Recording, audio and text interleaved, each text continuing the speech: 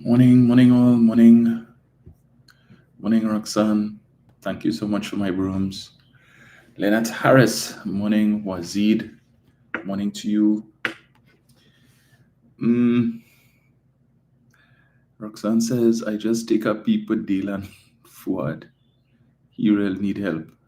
One of these days I think I'll run it back and listen to what Mr. Abubakar says on our morning. A lot of people have messaged me on that. So, because I'm on a Tuesday and a Thursday, I don't get to listen. But I'll run it back on Facebook or YouTube and take a little peep, as you say, Roxanne. Rukman Gangadin, morning to you. Blessed day as well. Alberta Sampat, morning. Arlene Lewis, morning, Arlene. Annette Baird, morning. Gaylan Jackson, morning, Gaylan. Priscilla Holder, morning to you. Cyril Mayas, morning, sir. Denise Bramble, morning. Deborah Duranti, Winston Jones, Mark Sayers, morning, guys. Listra Sydney, Jeremy Lewis, Jennifer Nicholas, morning. Morning, Carol. Good sunny morning to you as well. Diane Charles, morning, Diane. Phyllis Antoine, Gemma White, Isaac, morning. John Edwards, Marva James, morning to you guys. Joy Ragunanan, morning. Joy, Jennifer Dorset, morning. Jennifer Nathan, greetings to you as well. Patricia Lazare, morning.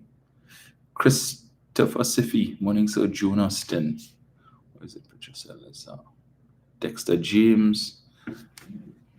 Alison Boyce, morning to all of you. Deem Rodney. Lennox Ramdani, morning, sir.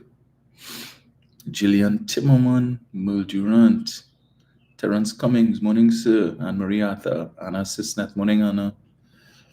Jade Impulse, Bruce, June Austin, Betty Lynch, morning, Betty. Good morning to His Excellency, the President of the Republic of Pleasantville, Nigel O'Connor, First Lady Marcia Keegan, Margaret Thomas, Josephine Guy. Time 6:41. Helen Batiste, Pamela O'Connor, Linda Supreme. Roxanne said we don't have time for the trolls. They haven't come on as yet, Roxanne. Hopefully they will stay off. So let me extend apologies for Tuesday. Couldn't be helped because flow struck again. So I got home on Monday night, expecting to see, settle in to look at the last of the pre-American election coverage. And turn on my television only to see no signal. And I know once I see that, that means no internet either. And of course, that lasted into Tuesday morning. So I had no internet access to do the live. Roxanne says we have 2 days to make up. Anglakati, Joy the Love, morning to you guys. Hazeland Sims, Desh Rubin, morning Desh Nadia, Louis Dixon, TV Manuel. Yeah, so that was Tuesday. Well, I would have sent out a message on the Facebook page, but I didn't do so on YouTube. So apologies to you guys, but that was the situation. Yeah. Right. So many things to talk about. So to all of my friends and listeners who are members of the debunking and facts family who live in the US and who may not, who may have voted the other way, we feel you. We feel your pain. Leon Graves, Udani Bruce. Yes, I went to bed early on Tuesday. I said I can't take this. Maybe when I wake up Wednesday morning, I'll see the good news, and it certainly was not good news, at least from where I said. But I know there are some people who support the guy who won. So, yeah. Forgive me if I don't extend congratulations, but we're not about hypocrisy this morning, right? So, yeah. So, and in fact, I've had significant arguments with a couple of my local friends here who trying to convince me that that is a good thing. And I keep saying, and as I had to tell them, I said, is you all are so myopic, you're focused on one person. and you think it's Trump and Trump alone who is going to run his administration. Look at the people who he surrounds himself with. Look at the people who he has to choose from, just like Kamala Prasad-Bissessar, in order to populate a cabinet. Who do you have? Who do you have? What is the pool of persons that you're going to? People like Stephen Miller, Steve Bannon. When it is that you have a number of persons from his previous administration from 2016 to 2020 telling you this man is all wrong for the presidency, where they tell you he's a man unhinged, and were it not for their interventions at time, his presidency would have been significantly worse. Maybe it should have been, so that might have been, then they could have avoided a second round. But for some people, yeah, you just can't help. So it's not just to focus on him. He has his issues, but it's the other people. So when you can support white supremacists like Proud Boys and David Duke, and it says something, you refuse to denounce them, and then you would have indicated that should you win the presidency, all of those persons who would have been jailed for the January 6th insurrection, having gone through the court of law, and the court would have found them to have been guilty as accused and sentenced them that you're not going to pardon them because they were good people. Okay. Yeah, good people. Still trying to wrap my head around the Hispanics and the Latinos, though, who would have given him significant support. More so the men, particularly when he has articulated that he intends to, from on day one, conduct the largest mass deportation exercise ever. And and speaking to persons trying to figure out what's their thinking, they say, well, some of them would have come into the US, and over time they would have gotten their papers. So you have the legal ones and you have the undocumented, but the legal ones figure that the undocumented pose some threat to them and their job security and so on. Like how? So you think because you came in and you went through the process and it took 5 years, 10 years or whatever, and you find that these persons should go through a similar route rather than come in and live undocumented. Okay, I hear that.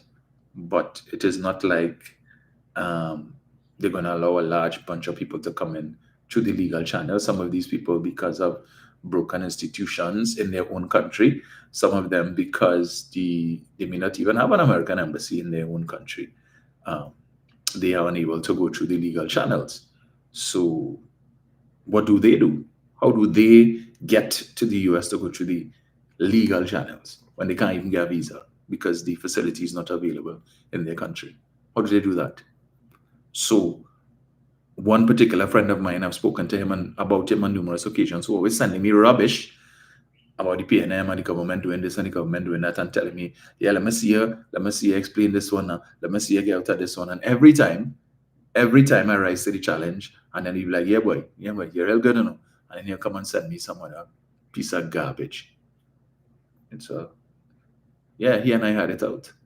I said, well, when it is that you see the mass deportation exercise takes place, and all of those Venezuelans who would have been benefiting from the amnesty that the Biden administration gave them, where they could live and work in the US for an 18-month period, and at the end of that 18-month period, they would look at this situation and determine if there would be an extension. When these persons are sent back to Venezuela, where feel they going? Where they going? When was the last time have you seen videos and pictures of Venezuelans coming ashore on our porous borders in Pirogue and all them kind of thing in large numbers? When last have you seen those videos? Haven't, right? Because they've had options, and in fact, some of them who have been in Trinidad, I know for a fact, have left and gone to the US to take advantage of that amnesty that the Biden administration would have extended. So if they send back home, where they going? It's still Nicolas Maduro is the president. We don't know how that is going to turn out, right? And if it is that come January or whenever Mr. Maduro's inauguration is supposed to be, and I have no reason to doubt that he is going to go through with it, then what happens when Mr. Trump decides that he wants to flex his muscles and impose further sanctions on Venezuela, a country that he has mentioned on numerous occasions in many of his speeches, including the address that he gave at the Republican National Convention. Where they going? Yeah, we got to deal with that we deal with that when it happens. Okay, that's the donkey logic of some people. Donkey logic.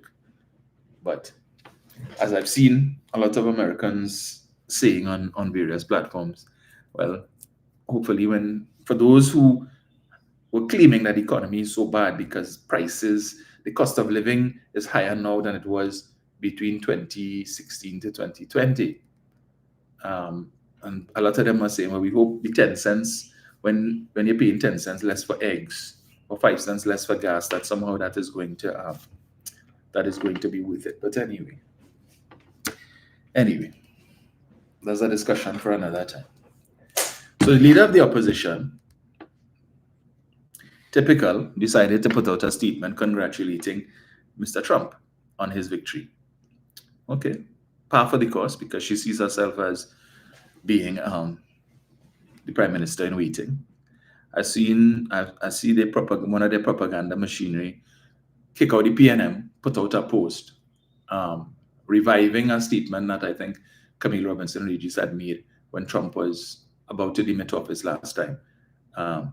Something to the effect of what Trump could do, and that was when the government took the decision not to support Juan Guaido as the president of Venezuela.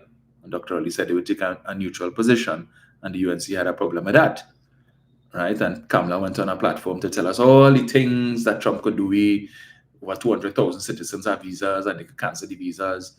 And then some Caribbean basin initiative, something that when it comes up for renewal, that they could penalize us with that, and a whole list of things. So she sat down to write down all the things Trump could do. Of course, none of that happened, but nevertheless, we're not surprised. Because that is her position. Yellow belly. And if God forbid they were to return to office next year, bet your bottom dollar she's going to do everything in her power to kowtow to Mr. Trump. Right? Not to our benefit, of course. But sometimes, let me read this for you. Right? Let me get this.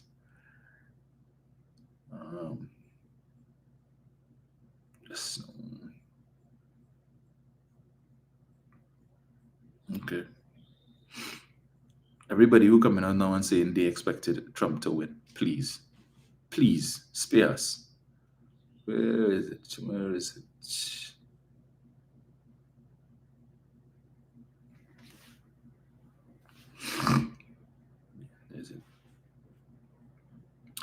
Right.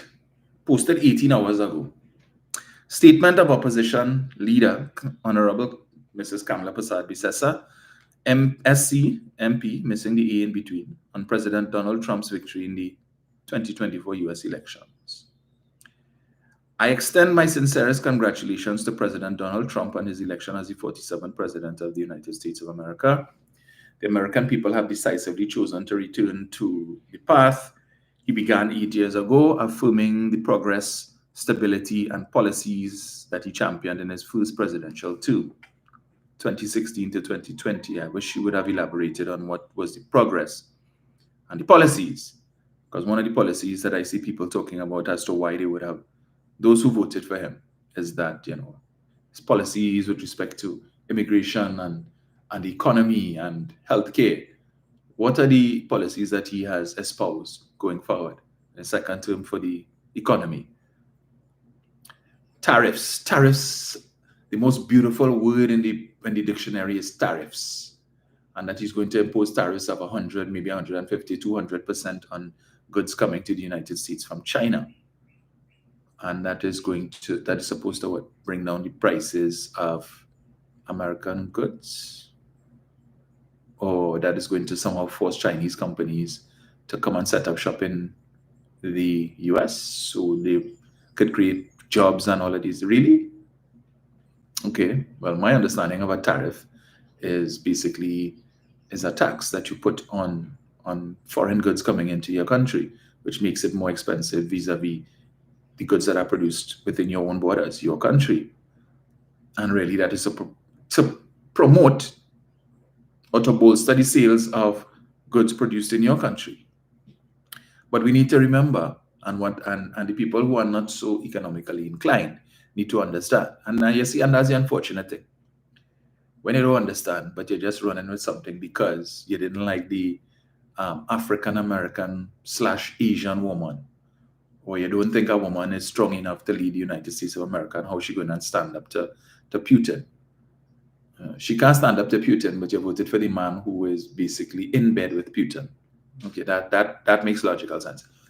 But the issue of the tariffs and what they fail to realize, those who would have supported based on that, is the fact that the US has a population of about 335 million people. China has a population of about 1.4 billion people. China's population was more than 4 times that of the United States of America, right? So Xi Jinping could do tariffs better than Trump could ever do it, okay? Because there are more people for the US manufacturers to sell to in China than there are people in the US for Chinese to sell to. And therefore, if he wants to play that game with Xi Jinping, he has no problem. Mr. Xi has no problem doing that, right? And the people who will feel it the most would be the agricultural states like Ohio and Iowa and these states where you have a very heavy farming population. We've seen it happen before. So you can't use tariffs to wring Xi Jinping's hand, especially where he has this Belt and Road Initiative, and China could sell to everybody else. Relations between China and India thaw in. So India also has a population of over 1 billion people that China could sell stuff to, right? The Chinese are increasing their footprint on the African continent. All of these places. So if the US don't want to play ball, we sell elsewhere. You could put your tariffs. It doesn't impact our economy. But the US economy would be more hard hit if it is the Chinese were to impose tariffs on US goods coming into their country. Right? They could afford to do that even more. And then further, you have the BRICS, the Brazil, Russia, India, China bloc that is seeking to establish their own currency and their own trading arrangements and so on, where they're seeking to completely isolate the US dollar. So these are things that need to be considered. But anyway, coming back to Prasad Bisesa, listen to the words of a true prime minister, right? Let's listen to this. President Trump's truly remarkable victory speaks to his inspiring resilience and commitment to the American people. Hear this part. He has survived assassination attempts, political persecution through the weaponization of the justice and financial systems, and years of personal attacks, but he never wavered in his love for the United States of America. Political persecution through the weaponization of the justice system.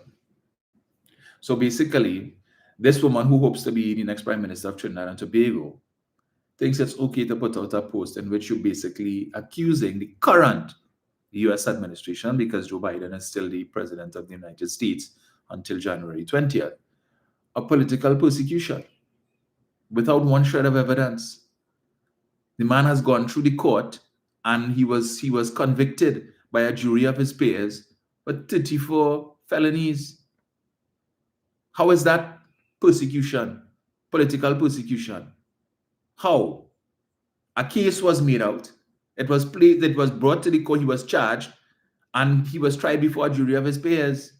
Some of the people who sat in that jury indicated when they were doing jury selection that some of them have a fascination with Trump. Some of them, like the man, whatever as the case may be. And yet still, it was a unanimous decision. All the jurors found him guilty. But just as in Trinidad, the airport matter, of which she played a central role as Attorney General after Ramesh Lawrence Maraj was summarily dismissed by Mr. Pandey, and she was selected to replace him. Why? Why Kamala of all people? And we know what she did. She tried to suppress the report, the Linquist report that pointed to significant corruption and malfeasance in that project. But here it is, she continues her nonsense to talk about he survived political persecution through the weaponization of the justice system. There was a hypocrisy in that. Had Kamala Harris won, she would have sent congratulations to Kamala Harris and put out a similar post praising Kamala Harris, who you are now basically accusing because she is the vice president. So she's part of the administration that is politically or has politically persecuted Trump through the weaponization of the justice system. What kind of message does that send? But you know, if Dr. Rowley had done that, it would have been a horse of a different color. You would have heard Ralph Marach, who we will speak about just now. Oh, he would have written on that. But anyway, I continue. It is widely held that leaders who return to service carry not only the experience of their past term, but also renewed commitment to their country's future with fresh energy and clear purpose. So that's basically a plug for herself, right? They say, well, Donald Trump got a second term, well, he could give me one too, and I will bring to you all not only experience, but renewed commitment to the country's future with fresh energy and clear purpose. Similarities between the two. The pool of persons that they have to choose from to help them to govern. What truly stands out about President Trump's victory is the coalition of interests that came together, united by his vision to restore conservative American values and ideals, which have been under attack by promoters of extreme far-left ideology. Really? Okay.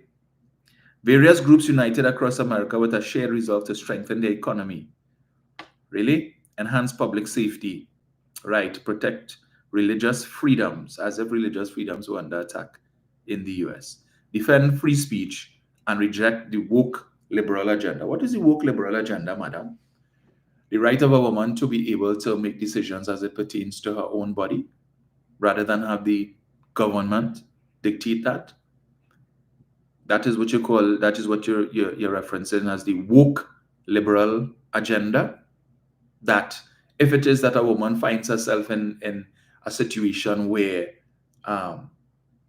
it's her life or that of her child, that she has to cross state lines to go to a state where abortions may still be legal in order to save her own life. I was following that campaign and I saw a story and it wasn't politically related on any platform, right? It was a story that was carried in the media about a young woman, I think it was a Hispanic woman, 27 years old. She had a miscarriage, went to the hospital, of course, bleeding and so on. And the doctors refused to treat her because they are concerned that the procedure they would have to undertake to treat her and to remove the fetus and so on, that they could end up being charged. And so her placenta was left exposed. She would have gotten an infection and she subsequently died because of these draconian laws. Right? So the doctors, you see a woman there in pain, suffering, and because you're concerned, so the decision has to be made.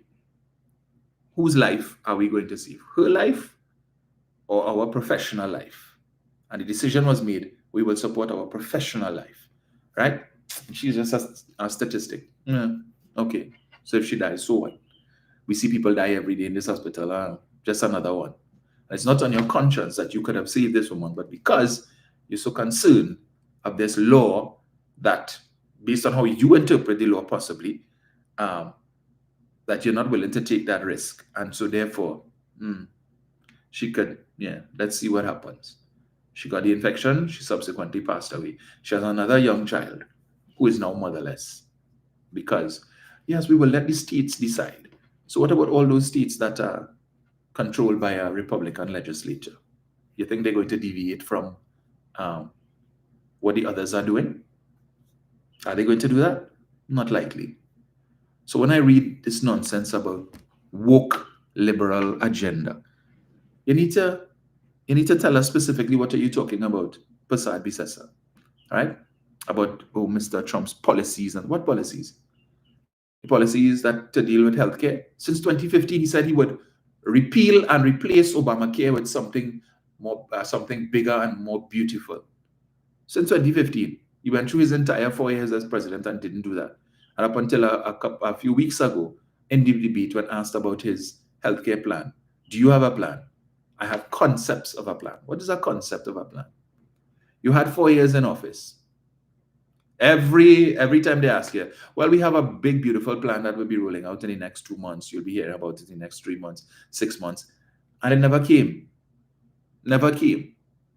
And then you're on the cusp of going back to for another 4 years and still don't have a plan. You have concepts of a plan. And people supported that.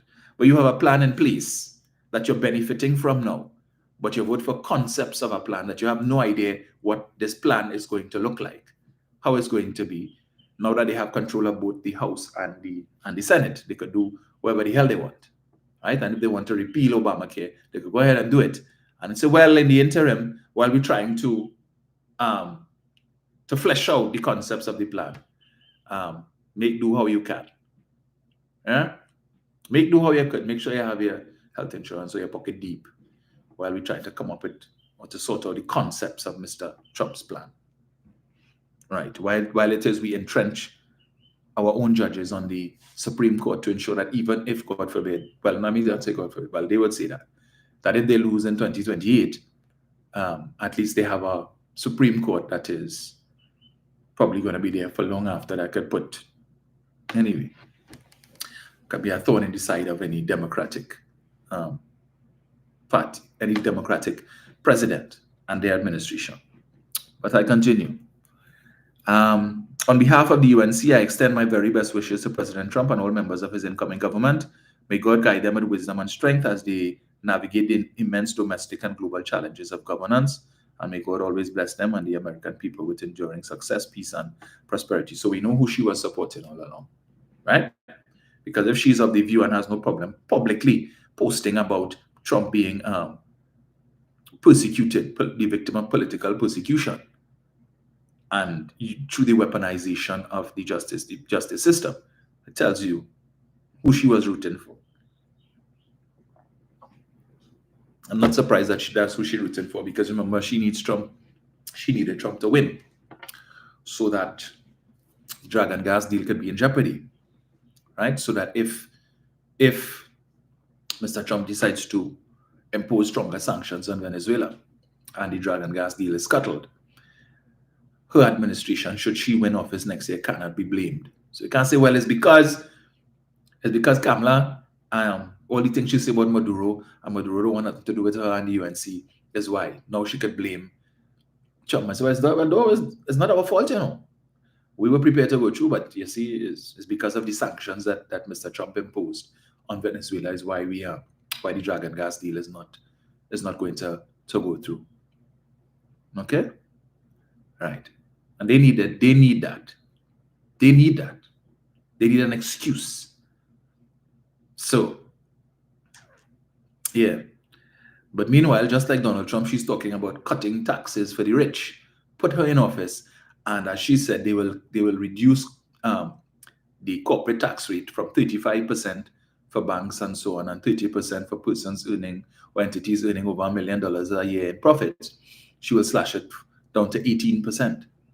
Right? Same rhetoric that Trump talking about. Cutting taxes for the rich. And somehow, when you slash taxes for the rich, they're going to use these tax savings to expand their businesses and create opportunities for who? For the poor. That is Trump's concept. And the same thing Prasad Bisesa said some time ago. She said that when you cut taxes for the businesses, they will use this money to hire more people, tax havens, and to expand their businesses and create more opportunities and more jobs. Because she plans to create 55,000 jobs, and that is one of the ways she plans to do it, by cutting taxes for the wealthy. But when Dr. Rowley says there's nothing wrong with the rich getting richer, but the poor must come out of poverty, they rake him over the coals. Yeah, Rowley said the rich must get richer. He didn't say that. He said there's nothing wrong with the rich getting richer. Right? Basically, the same thing Prasad Bisesa is promoting. But Dr. Rowley is not going to engage in tax cutting for the rich to directly help them to get richer without them doing anything. right? He's saying we will create an enabling environment. Take advantage of the opportunities. We have investment opportunities here, but don't expect us to give you significant tax cuts because the government needs the revenue. And just like Pasad says, sir, talking about we're going to cut taxes for the business, for business owners, yeah, to stimulate the economy. But then you're not telling us what you're going to put in place to replace those lost taxes to the tunes of hundreds of millions and maybe even billions of dollars. Because when you have banks making $1 billion plus per year in profits before tax, and you are saying that the bank right now that might be paying 35% tax, you're telling them, well, they'll only pay 18. So you cut their tax bill in half, right? So that could very well add up when we have these major banks and other entities like Answer McCall and Massey and the different conglomerates that are making all of this big money. Billions of dollars in taxes that the rich currently pay. You are saying, no, we'll let you all keep that. At least 50% less than what you're paying now under Rowley. And how are you going to replace that? When you're promising the world, the sun, the moon, the stars, and everything else, how are you replacing it with what? Mrs. Pasad says, sir.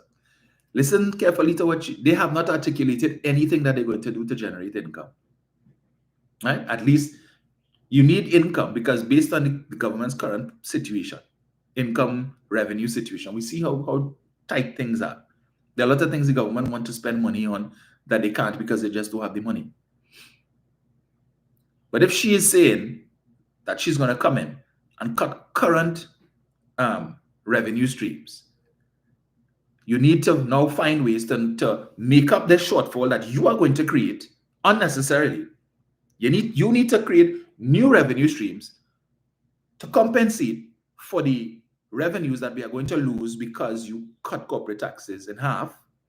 And then you need to create revenue streams that will add or enhance the current situation.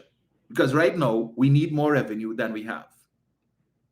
But you come in to make things more difficult for yourself to reduce the revenue we currently have, having to find new ways to make revenue to compensate for that, and then find other revenue streams to be able to improve on your current revenue stream. How that working? But you can't articulate how you're going to do that. Telling us the energy companies, we will give them incentives for them to drill upstream. Really? And how quickly are we going to get revenue from that? Because you have to, of course, have your bid rounds. And then when you get your bids, then you have to go through the whole process. And then eventually when you sign up for the contract, when the drilling starts, because there's a whole set of things that has to take place. And even if you find oil and you find gas, there is no guarantee that they're even going to look to monetize that because it may not be in commercially viable quantities. We have gas fields that were discovered back in the early 80s that are still there, that only now final investment decisions have been taken. Okay, we're going to go through with this. Fields since 1981, 82, 83 were there. And they didn't try to monetize it, but you want them to now come and look for new gas fields that they're not even sure about and have to offer them incentives, these energy companies now, incentives for them to come and spend these hundreds of millions of dollars to try and find new gas, find new oil. Well, there is no guarantee that they would. But that is how you're going to generate revenue, right? Okay. And there are people supporting that. No wonder why she supported that team. I'm just making the point here that when you can accuse an administration that still exists by telling yourself, well, they're on their way out, so no biggie. Trump is on his way in, so I could say things like these. So already, she was already starting to bow down and kiss Trump's foot. Yes, you see, I took your side. Look my speech that I wrote and the press release that I put out when you won. And I supported your claims that you were the victim of political persecution through the weaponization of the what is it? Let me get it. The weaponization of the justice and financial systems. Weaponization of the financial systems. Which financial system? Which financial systems is she talking about? I am confused. Mr. Trump was accused and found guilty of running racket with his Trump University, where thousands of persons who were looking for tertiary education would have spent their money on what turned out to be a bogus university. It no longer exists.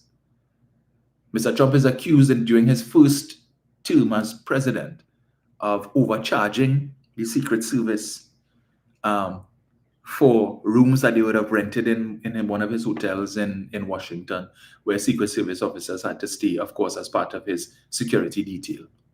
So they are protecting you, and that is what he's accused of. Overcharging the Secret Service, charging higher rates for the rooms that they were using than you would charge everybody else because it's the state. So you are basically profiting from the presidency, prostituting the presidency for your own gain.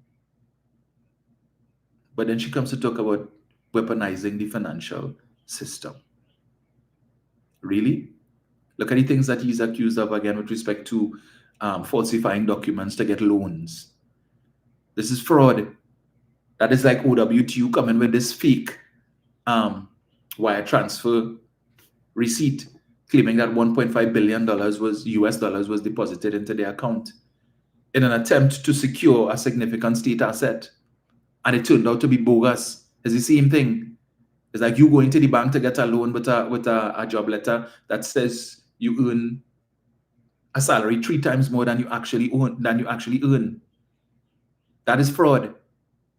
Because the bank is giving, in order to determine your DSR, they're going based on the salary figure that you have on your job letter.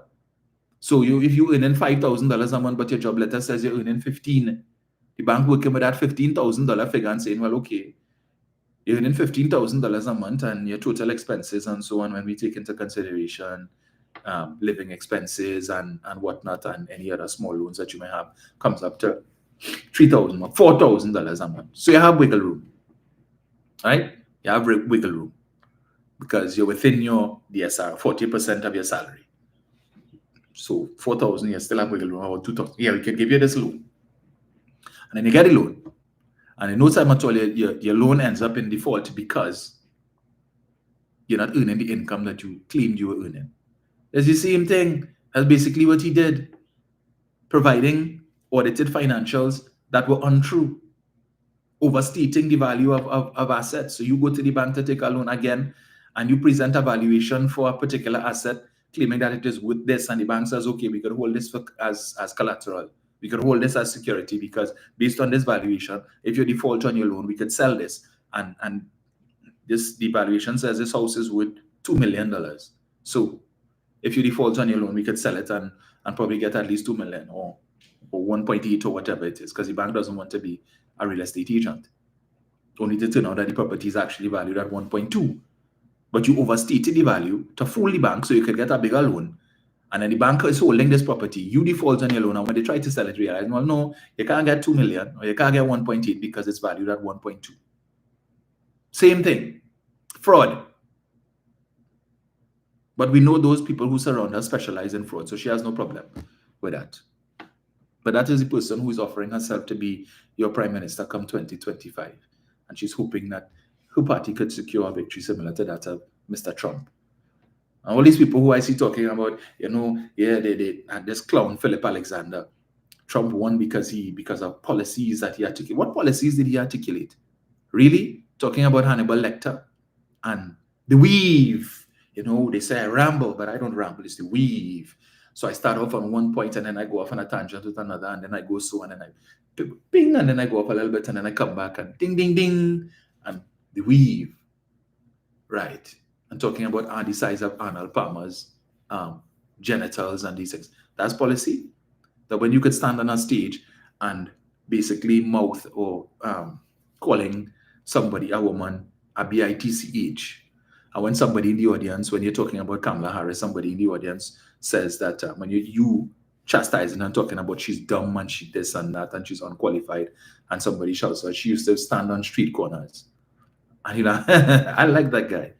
He said she used to stand on street corners. He said it. I didn't. But rather than denounce it, you support it. And everybody laugh and they clap at that.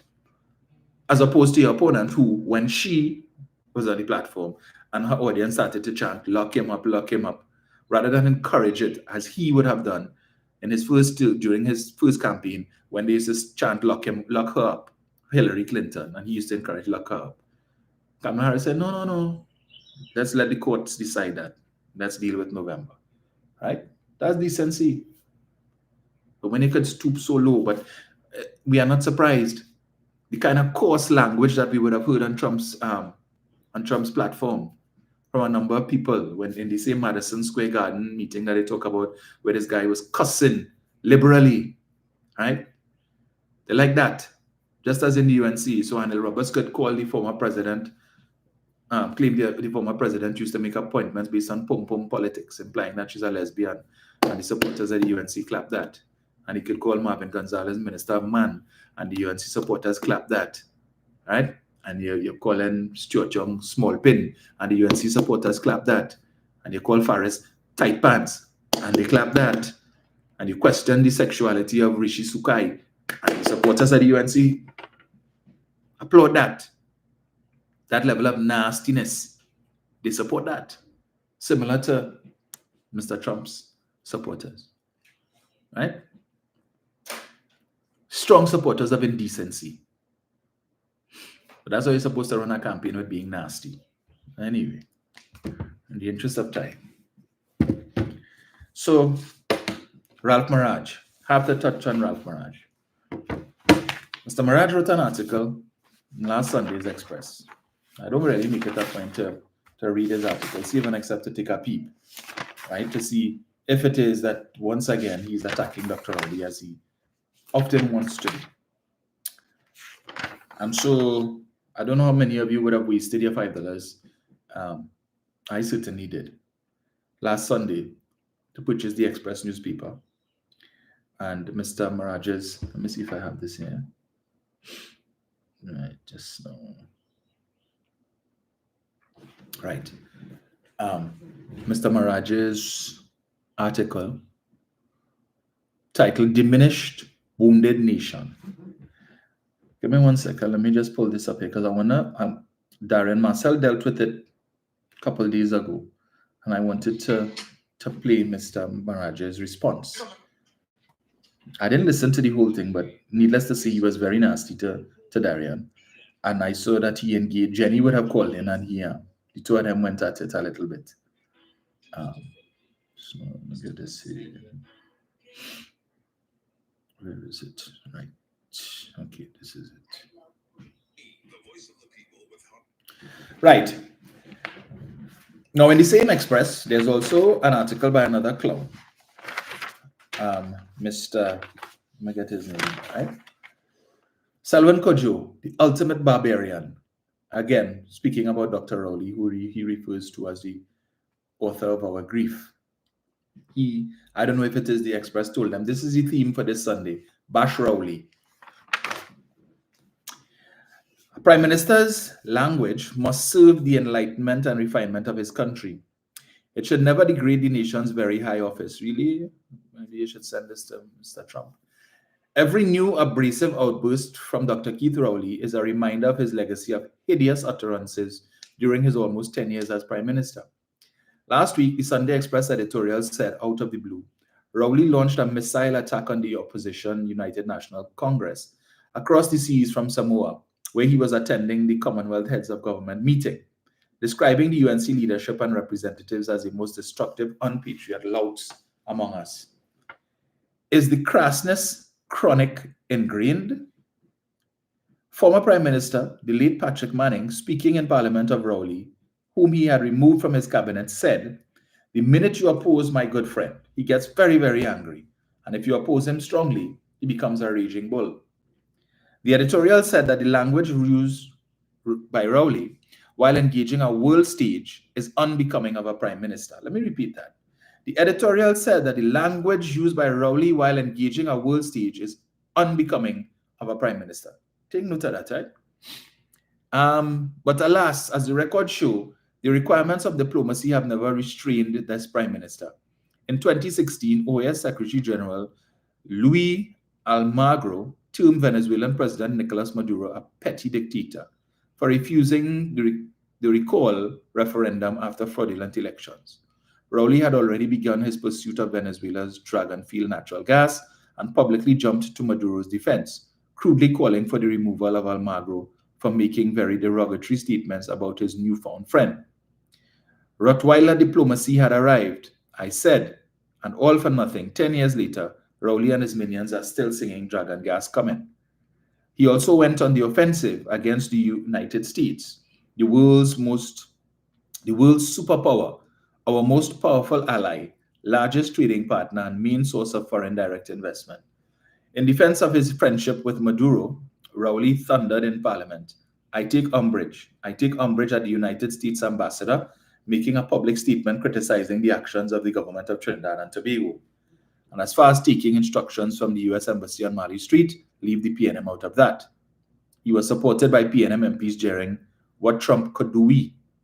Rhetoric and reaction for a political rally at Pigot's Corner, not the diplomatic arena. Okay. And remember the massive mess created by vaccine donations by Indian Prime Minister Narendra Modi during the COVID-19 pandemic? Almost all CARICOM countries benefited along with nations from Africa and Latin America. In 2 months, India donated 495,000 vaccines to 10 Caribbean countries. But Rowley claimed ignorance of the Indian initiative, even though the region's prime ministers, along with cricketing greats Sir Viv Richards and Sir Richie Richardson and others, were issuing public statements thanking Modi. Rowley also profusely thanked Barbados Prime Minister PM Mia Mottley for her donation to Trinidad and Tobago of 2,000 vaccines from the very gift received from India, and he didn't know of the Indian initiative. Worse, instead of calling in the Indian High Commissioner for discussion, as is the diplomatic norm, Rowley publicly chastised the envoy for not communicating with the government about Modi's vaccine effort. Well, why should he, when it is that from all indication, the then Indian High Commissioner seemed basically to be a supporter of Kamala Prasad Bisesa. But anyway. And then came possibly the most disastrous statement ever made in international relations. Rowley said, our Caribbean neighbors have got gifts. But when you go asking for a gift, that's not a gift, you're begging. There is no arrangement for Trinidad and Tobago to vaccinate the population by begging. Astoundingly uncouth, was Rowley calling colleague leaders beggars for accepting the Indian offer? Hadn't Rowley himself written to Modi seeking a donation of vaccines? Yes, after the fact. After the fact. Because when he was made aware of what the Indian High Commissioner didn't make him aware of, and there was never any denial on the part of the then Indian High Commissioner that he did not indicate to Dr. Rowley about the availability of such vaccines or such vaccines being on offer, right? But this Ralph Maraj describes as the most disastrous statement ever made in international relations. So I guess the statement, Trinidad and Tobago is not an ATM machine, is that pales in comparison to what Dr. Rowley said here, right? You telling what you feel as an ATM, basically, what are you implying? Not that the person always begging for money, always begging you for money. But you see, that's the free pass that they give to Kamala Prasad Bisesa because she has a way of saying things without actually saying it, right? While Dr. Rowley may be more forthright and direct. So when it is she could have come in the parliament during her contribution to the debate, during her response to the budget, and she's made the claim where she craftily used one of the allocations in the budget to introduce this nonsense about the hierarchy of the PNM being involved in pedophilia and that police not investigating it. And someone said to her, when it comes to this government, ain't no party like a Diddy party. And as I've said before, we all know now what a Diddy party entailed.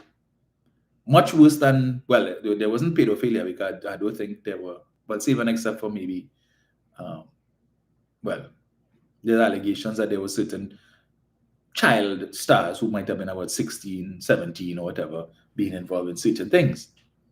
But there's a lot of sexual perversion that is claimed to have taken place in these Diddy parties. So when she made that statement, she was basically accusing members of the government of far more than pedophilia, because there were claims of sexual abuse and rape, if you want to force sex, all kind of thing, you name it, taking place in these Diddy parties, the use of drugs and all of that. But she didn't say it directly, right? The same thing that the claims Stuart Young accused her of when he spoke about Zami.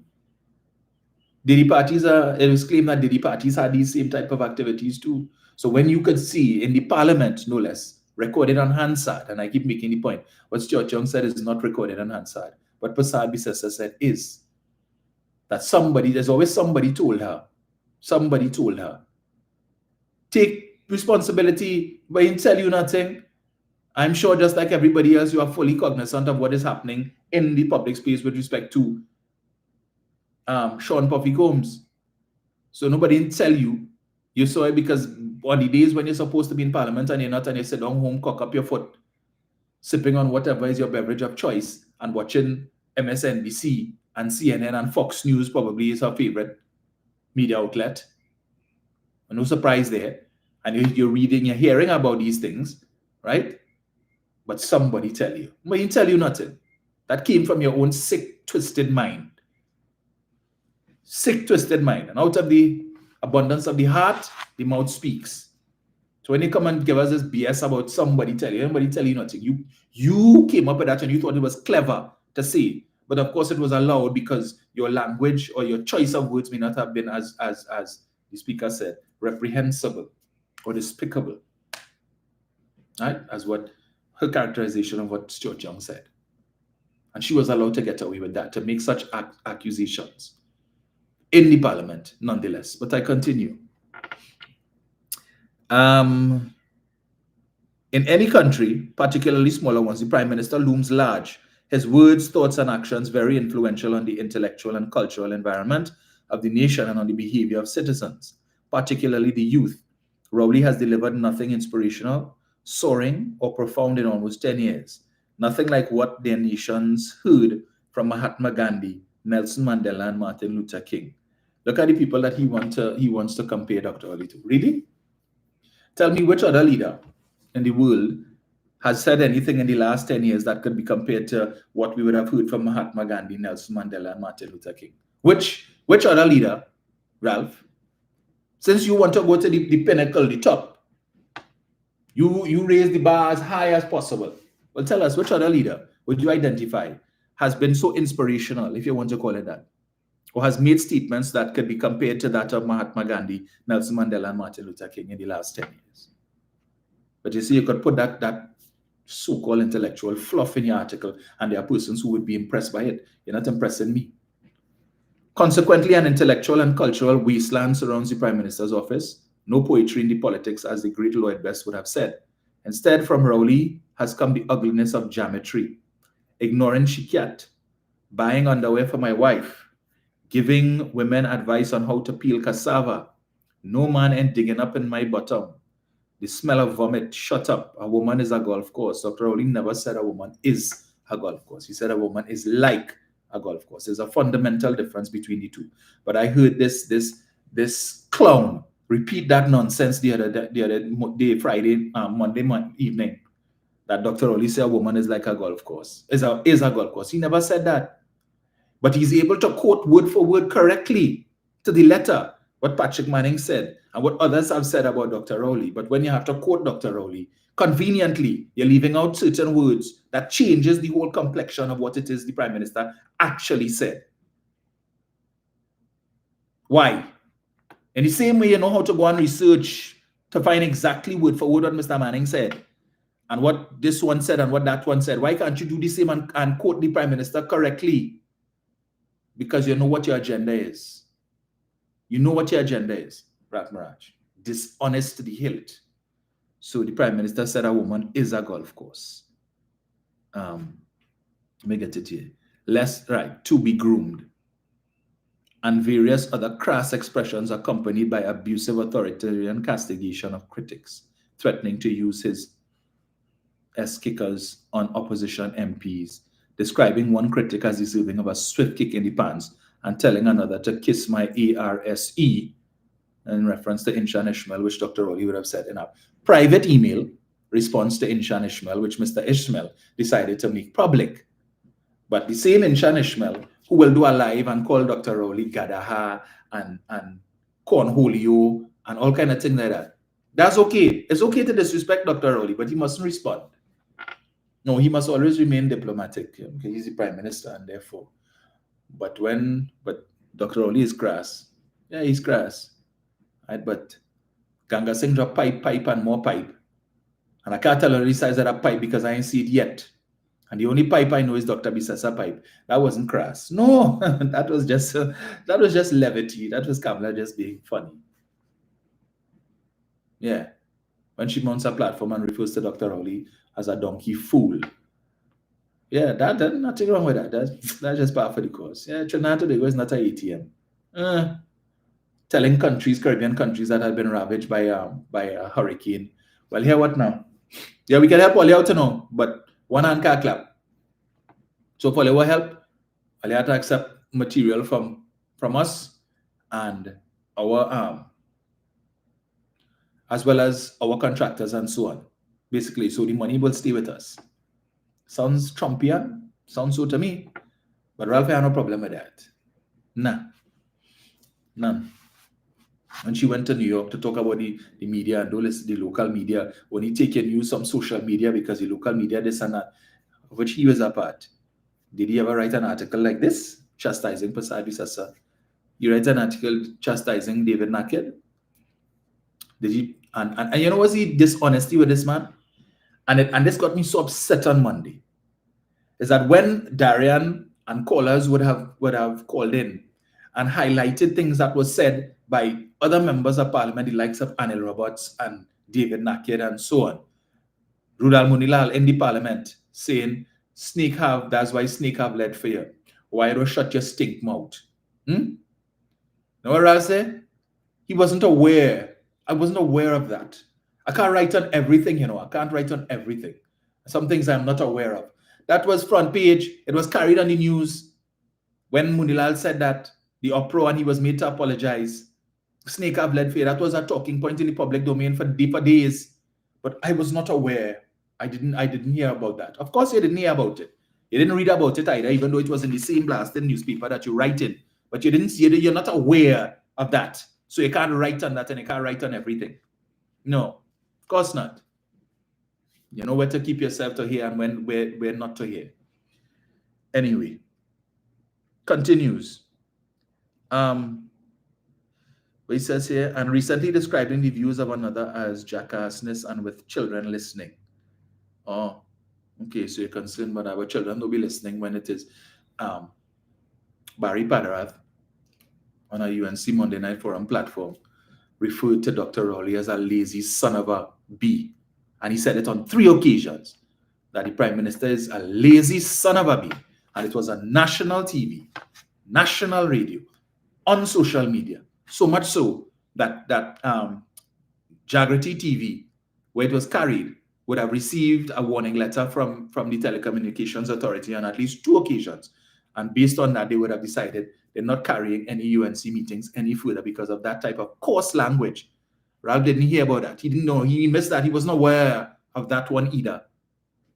That was okay, even though it was carried on the newspaper. Same newspaper that he writing in. But he wasn't aware of that bit of nastiness. Right? He wasn't aware when Mr. Warner, when they launched Jack is Back, just last year, in Center of Excellence, and Mr. Warner was referring to Marvin Gonzalez as he, she, and talking nonsense about, well, you know, the stomach thing, so well, forgive me, it's not my fault. Right? He's not aware of these things, so he can't write on everything. I continue. Oratory has given way to vulgar abuse, says an Express editorial discussing recent similar language by a Rowley protege in Parliament. What a degrading deluge. What disrespect of the people. And with utter impunity, this is a nation diminished and with a wounded soul. I don't have time to read Selwyn Cudjoe, who would have written something similar, right? Just on the other page. I tell you, like, they get the theme for last Sunday. Whether one is, where is it? I just wanted to touch on one thing. In 2009, as I said, the title of Selwyn Cudjoe's article is The Ultimate Barbarian. So he considers Dr. Rowley to be the ultimate barbarian. In 2009, Patrick Manning detected this personality flaw. Let me go up further. Whether one is in a king's castle or in a lowly ghetto community, the essence of one's character always bursts forth to betray the baseness of one's soul. In 2009, Patrick Manning detected his personality flaw in the leader's character. He said, "The minute you oppose my good friend, he gets very, very angry." Quoted this very same thing that Ralph Maraj quoted. How coincidental. The both of them quoted the same thing on the same day in their respective articles. Right? The astute psychological analysis captured the torment in the latter's soul. The Express tried to be charitable when it declared, rather than changing his behavior to avoid giving such openings, Dr. Rowley has repeatedly lived up to late Manning's description. The Express should have mentioned that a leopard never changes its spots. The leader penned his repulsive statement while he was in the company of King Charles, the heir of a regime that controlled the British Empire. So he too is referring to the same missive that Dr. Rowley would have sent out while he was in Samoa, in reference to a picture in a booklet or magazine that they would have received, where Naveen Jindal, you know who that is, would have been receiving an award or was presenting an award, I think, to Baroness Patricia Scotland, who is the Secretary General of the Commonwealth of Nations, right? And Dr. Rowley was referencing that to say, well, look, this man that they are vilifying in Trinidad and Tobago and calling the man all kind of thing and trying to drag his name to the mud, here he is presenting something to the Secretary General of the Commonwealth, right? This is the highest team in which he is held, that the group, the Jindal group, saw it fit to send him to do this, in spite of the fact, because remember the allegations against Mr. Jindal stems from since 2012, and this picture was taken long after that. So Baroness Scotland didn't have a problem with receiving this award from Mr. Jindal, right? She didn't say, well, no, he have allegations of corruption against him, so we can't accept, I don't want to accept any award from him, and we don't want nothing to do with him, and so on, and he must be ostracized and scorned.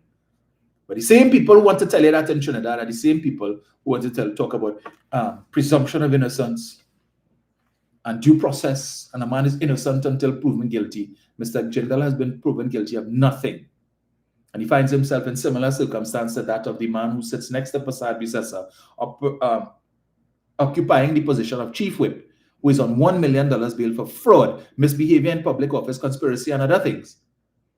But he must be afforded due process, and he is worthy of sitting in the parliament and making contributions in the parliament, right? And want to challenge members of the government inside and outside of the parliament, because she has given him the authority so to do. But a man who has charges against him, has not been tried, has not been found guilty of anything, and who wants to make a more significant contribution to the economy of Trinidad and Tobago than David Lee ever could. All kind of conspiracy theories. So after you rake the man through the coals, claiming all kind of thing about the charges, if you come up with this theory that he is part of some, according to her, some corrupt cook-up between himself, Dr. Rowley, and Nicolas Maduro, and all of that. And now he come to buy the refinery for Maduro so that they could process Venezuelan oil here and refine Venezuelan oil using the refinery here, and all these kind of trippy talk, right? All these things that you put into the public space. Well, let's see if that will draw the attention of the soon-to-be the 47th president of the United States. All of these utterances. Let's see who he will send here to be his ambassador, right? The last one that he sent here, Mr. Can't remember his name right now. No? He's passed on. Mondello, Joseph Mondello, right? And he too would have tasted the wrath of Dr. Rowley's tongue for certain criticisms that he made of Trinidad and Tobago, and as Dr. Rowley, as the Prime Minister, would have stood up in defense of his country, something that Prasad Bisesa is not prepared to do. Instead, she's prepared to bend down and kiss toes. You want me to kiss all 10 or just 5? How about 7? I'm familiar with 7 toes. I could kiss 7. Oh no, you want me to kiss all 10? No problem. All right. Can my throat hold a size 11? Well, let's try it out now. Yeah? You want to shove your size 11 foot down my throat? Okay, no problem. Anything else you need? Let me know. Yeah. That's the kind of leader that she is. And that's the kind of leader that you can expect. Right? That's the kind of leader that you can expect her to be, wanting to kowtow to Mr. Trump. Really? Okay. Somebody should let her know that Trump seems to have more respect for strong leaders, notwithstanding notwithstanding the US stance against Venezuela, Mr. Trump did in fact indicate that he preferred Nicolas Maduro as opposed to Guaido, because Guaido saying, you want to suck up. He likes, it does something for his ego when it is that he could stand up against strong men. That's why he's drawn to Vladimir Putin, and he's drawn to Kim Jong-un and Viktor Orban and these people, right, who he sees as being strong and tough. That's who he like. He don't like people who yellow belly. He gets nothing from it. He like to show, well, I tough too, and I could go toe to toe with them. That's what he like. Yeah, but so she not in that class. A woman just like yourself. So who is your professional contemporary, because she's a lawyer, but and Kamala Harris is also a lawyer, right? But you want to talk a nonsense anyway, and almost the same name too, Kamala and Kamala. The look who you support anyway. I'm not surprised.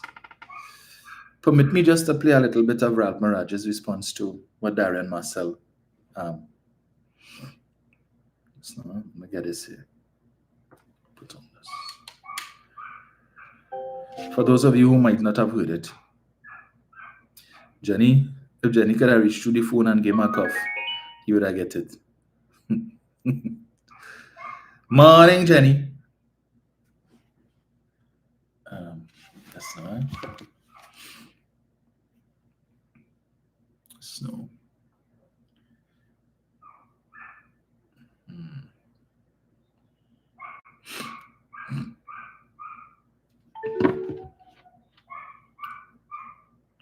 No, one sec, folks. Let me just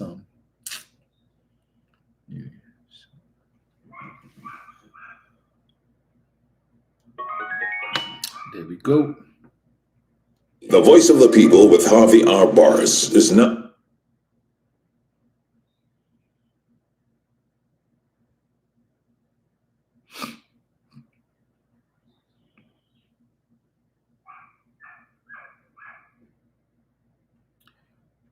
On every Wednesday on I-95.5 FM. Tune in as he discusses current affairs and more. Do you want the truth? Can you handle the truth? I love my country. The Voice of the People.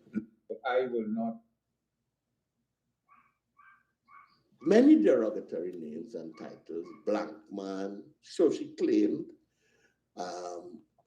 Oreo, and so many other comments. It is under Kamala Prasad Bissessa that Ms. Toppin in Parliament got the license to call Dr. Rowley and his father rapists. I can't recall Mr. Mirage writing, I can't recall, or denouncing this kinds of behavior. But it seems that he has been contracted further by those who have the other agenda now to go after Dr. Rowley, who he has tried to convince us is his friend. Dr. Rowley is not your friend. You are not a friend of Dr. Keith Christopher Rowley. And if that is what you call friendship, well, then you have lost what is the correct description of a friend. But you're not going to fool me. And certainly you're not fooling Dr. Keith Rowley. I don't know who else out there you might be fooling. But the nasty comments that you echoed here in this article, allegedly taking it from some editorial, is downright disrespectful, to say the least. But I've had my say. I don't need to say anymore. I'm good with my comments here. Mr. Mirage, the floor is yours. Right. Of course, I completely disagree with what you just said about my commentary, nastiness, and so on. That is not true. In fact, in terms of the language, the nastiness really lies elsewhere, but I wouldn't go into that at this time. I have nothing personal against Dr. Rowley, I maintain. He and I were very good friends in the cabinet. We went our separate ways at the end of that period and so on. There was some interaction between us afterwards. But eventually we pursued different careers. And I'm just doing my job the way I see it as a journalist in Trinidad and Tobago. If my views run similar to the people in the United National Congress from time to time, that is purely coincidental. I have no contact with anybody there, and they don't influence my work. It is only my own perception of how I see our country going that has led me to write the kinds of things that I have been writing. And the key to that essay that I wrote on last Sunday is what you have just what I said at the beginning about the Prime Minister's language. And I make the point again, in a small country, in all countries, but particularly small countries like ours, the Prime Minister's language, the Prime Minister is a very powerful figure, a very pivotal figure. He dominates the environment that we can see in Trinidad and Tobago. That has always been the case. And his language, his actions have a very, very direct influence on the country, on the people and the behaviors, but particularly the youth, of the country. And I make the point, and I've made the point before, that Dr. Rowley really has delivered nothing inspirational, soaring, or profound in almost 10 years. There's a kind of barrenness in the intellectual environment surrounding the Prime Minister's office at this time. We have heard nothing like anything like what their nations would have heard from Nelson Mandela, Martin Luther King, Mahatma Gandhi, and so on. As a result of which, there's an intellectual and cultural wasteland, as it were, surrounding the Prime Minister's office. Now, with George Chambers, so you may not have had any soaring poetry and so on, though we do remember one thing he said, "Fed done, back to work." But with respect to this particular Prime Minister, and I'm focusing on him, I recall what the great Lloyd Best said, that there is no poetry in the politics at this time. Instead, what we have had, and I hate to have to repeat this because it is so ugly, really, the kinds of things we've had coming from Dr. Rowley. Geometry, for example. Ignoring she kept buying underwear for my wife, giving women advice on how to peel cassava. That's the Prime Minister of the country talking. No man digging up in my bottom. The smell of vomit. Then he telling somebody to shut up. Then he said again, a woman is a golf course to be groomed, lest she turn into a pasture and so on. That is the kind of language that we've had coming from the Prime Minister of the country. You understand? And here he was, quite in Samoa, according to an Express editorial, delivering language not only condemned by me, condemned by other people as well, other writers in the newspaper, right? And as I say, that is the kind of language that we have had from Dr. Rowley, crass language, crassness, a certain crassness, right? And that kind of crassness has been accompanied by abusive, authoritarian castigation of critics. He threatened to use his, I hate to use the word, I hope it's polite, shit kickers on an opposition MP. He described one critic as deserving of a swift kick in the pants. He told another to kiss my behind, and recently described the views of another critic as jackassness. And he's saying that in the open, with young people listening, children listening, and so on. So the editorial says oratory had given way to vulgar abuse, right? Right. Where is the equivalent for Prasad Bisesa? She could say what she wants, right? And the Roberts, all of these others, where is it? Let me get something here, right? So he talks about one of the their favorite prime minister, I call her. Right? I'm not issue with Mia Motley, but this is somebody who Ralph Maraj has openly expressed admiration for time and time again, not just on radio, but also in his articles and the like, right? And she is one of those persons. He also speaks highly of Irfan Ali, president of Ghana, and as persons that Dr. Rowley should look to for on how he should run his government. And you all may recall at COP26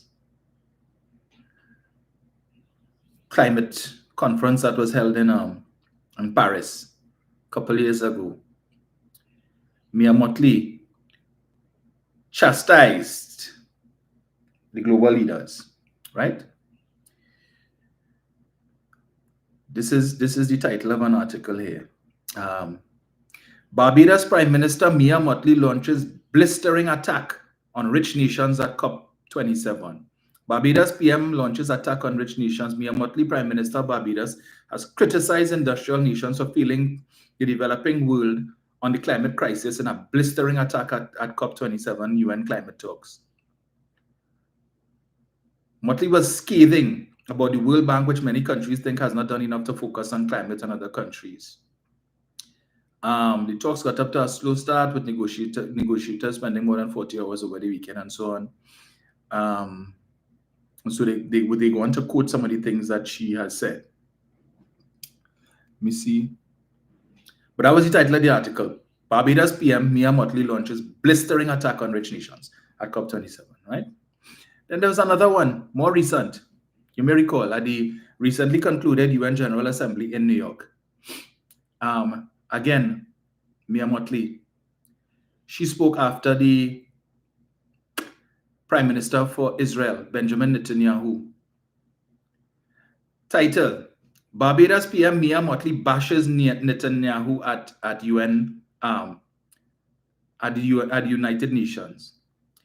Barbados PM bravely rebukes Netanyahu for selectively manipulating. Then they go again. Guess who stood up to Netanyahu's Israel at the UN? Meet Barbados Prime Minister Mia Motley, a bold voice unafraid of an Israeli war. These are some of the headlines, right? Bold PM, Barbados PM Mia Motley takes stage after Netanyahu and says this about him. You may recall Mr. Netanyahu would have quoted a scripture from the Bible during his discourse, seeking to defend his actions and that of Israel with respect to the war and Gaza and the number of persons who have died and the like, right? And when Ms. Motley came up to speak afterward, she raked him over the coals for quoting scripture, and she quoted scripture of her own. Vengeance is mine, says the Lord. And she told him, why you want to go back to Old Testament? We're dealing with New Testament business here. And she buffed up the man. For him, this is his position, his view, his speech. Everybody come with your speech, you read your speech and whatnot. But he gave his speech, he quoted scripture. And then she came up after and decided to rake the man over the coals in the presence of world leaders on an international stage, being covered by international media. You see Rab Marad write any article on that? This Mia Motley, who I have no problem with, who he so admires. I think a couple of years ago, or recent, was it last year or sometime, there was something they attended. I can't remember if it was when they went to the UK for the Queen's funeral or something, and the president of Ghana did an interview with one of those media houses. And the question was put to him about reparations and so on, and the way or what something the reporter said. And Mr. Ali went off on him, right? Went off on him. And they were showing that video. They run it all over the place. They were so proud that he stood up in defense of his people and so on. Right? But that type of, if had it been Dr. Rowley had done what Mia Motley did, oh boy, the sky would have fallen. There would have been no end to criticism. Ralph Maraj, chief among them. But you would have heard from Kamala, he gone quite New York to buff up the world and to buff up the world leaders and so on. And who he feel he is, Raging Bull, and he's at this and he's at that. You would have heard. You hear any of them criticize Mia Motley? No. Yeah, he gone there with the crass, uncouth self. That's what he like to do. He like to buff up everybody. When he feel this is Trinidad, he gone there to buff up the Israeli Prime Minister. Who he feel he is. That's what they would have said. Any of them criticize Mia Motley? No. You hear speech? That is speech, boy. That is Prime Minister. Yeah, let me give her a round of applause. Let me give her a round of applause. But you see, it depends on whose mouth it comes out of. Because they so love to hate Dr. Rowley.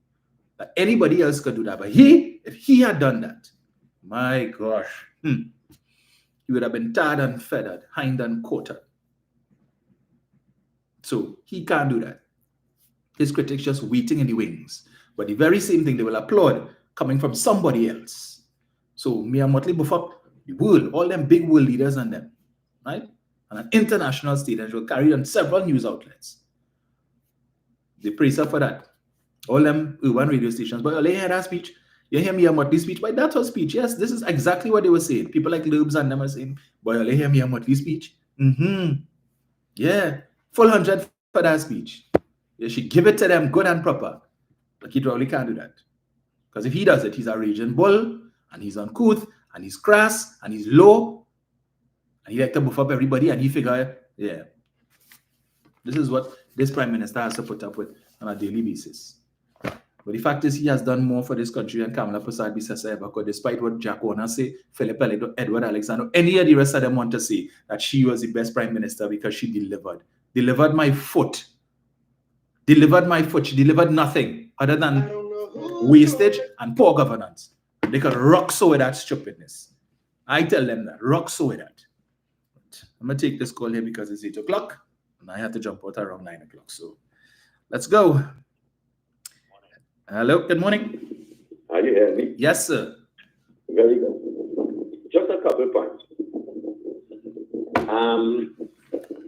I would like to remind Raj Maharaj of a couple of things.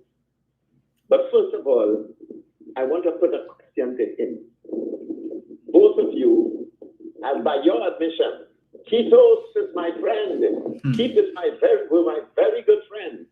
So since he is your very good friend, or what, then you ought to have known about some of his social habits, especially in public.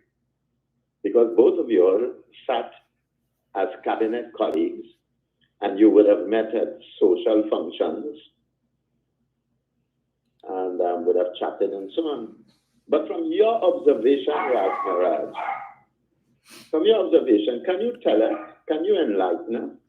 Can you tell us at all if you have ever been aware, from your days in cabinet, were you ever aware of the fact of Dr. Rowley ever having had a problem of substance abuse? Straight and narrow. You tell us. You tell us. Because there seems to be a general pattern of inebriation in your discourses, your expression of your opinions, and there's a high level of irrationality in most of what you say and do. But let me just go a little further than that. I have said this publicly before, and I think it's worth repeating. This broadside, since Keith is my good friend, and this broadside on Dr. Rowley, let us just retrace the steps just a little bit. Up to now, you have always referred to the wasted years. And from your writings, your conception of the wasted years have always been traceable to 2015. Because after 2022, You kept harping on 7 wasted years. 7 wasted years. That's 2015, 2022. So what that tells me, the landmark event of 2015 was the general election, where TNM1 and Dr. Rowley became Prime Minister. Dr. Rowley became Prime Minister. And significantly, you were not chosen as a cabinet minister, because I'm sure you would have wanted to have been made a senator and given a fresh cabinet position, right? But you didn't get that. On the phone right now. Yes. So, what is your position, Ralph? You talk about crudeness and crassness.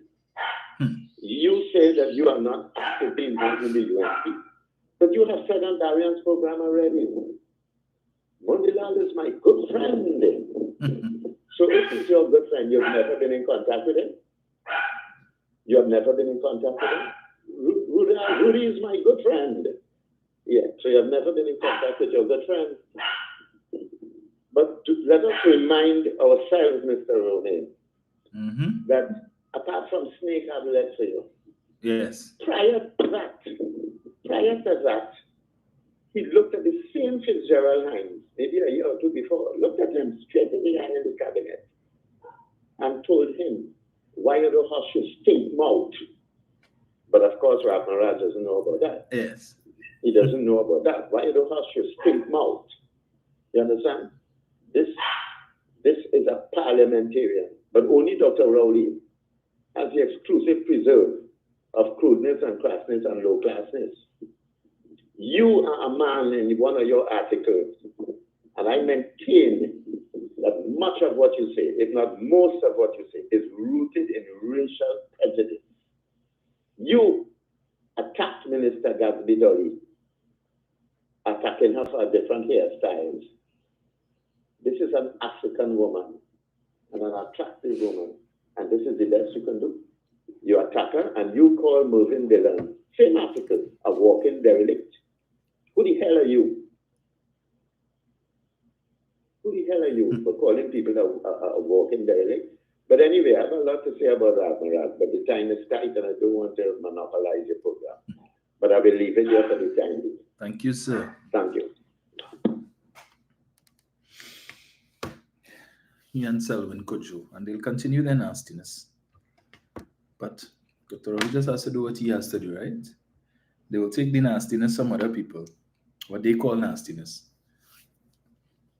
Same thing anyway. 7701763. I have to say I didn't listen to the show directly at the time, live, and I went back to play and I was listening, and Jenny had a few words. Well, she went at it with Mr. Maraj. Yeah, she gave it to him good. So she let him know she paid for her phone call and he need to let her speak. Angie Sherry is saying, they are saying how Trump did so much for the US economy, but he only reaped from President Obama's success, accomplishments building back the economy from his hard work during the recession. And that is so true. And he's going to inherit the same thing is going to repeat itself. He's going to inherit a very good, strong economy from Joe Biden, with inflation down to 2.something%. And of course, he's going to, with the Dow and the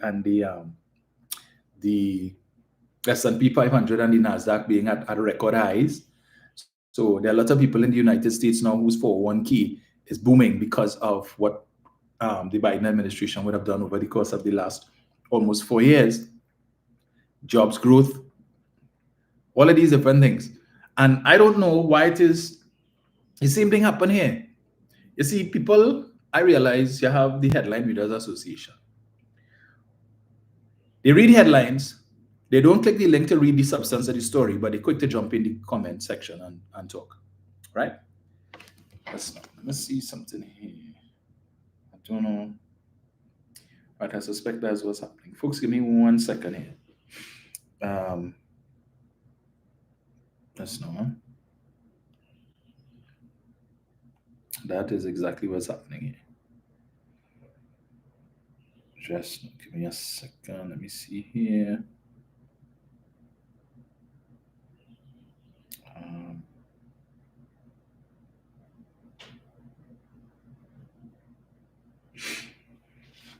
Yeah, that's exactly what is happening. Why is this thing on? Hold on.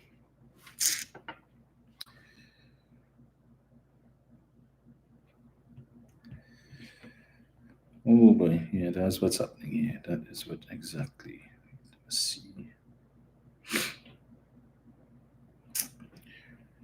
All right, one sec, folks, just now. Just now.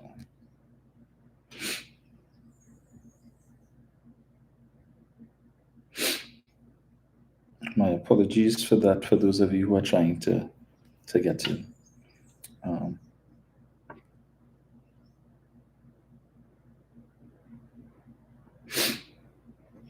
So, right.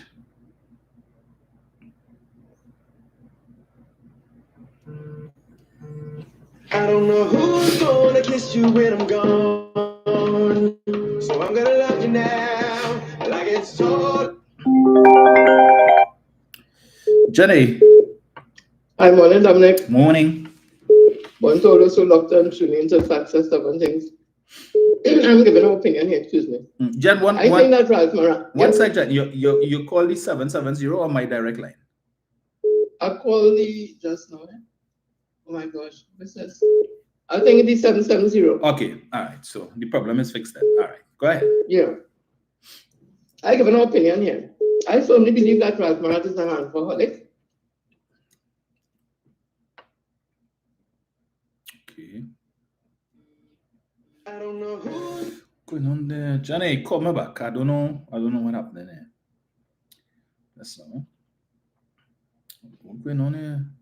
This phone this morning. Oh boy, just call me back, Jen. Let me see something here. Let me see something. What's going on here? All right, that's the problem. 1 second, I call her just now. That's now.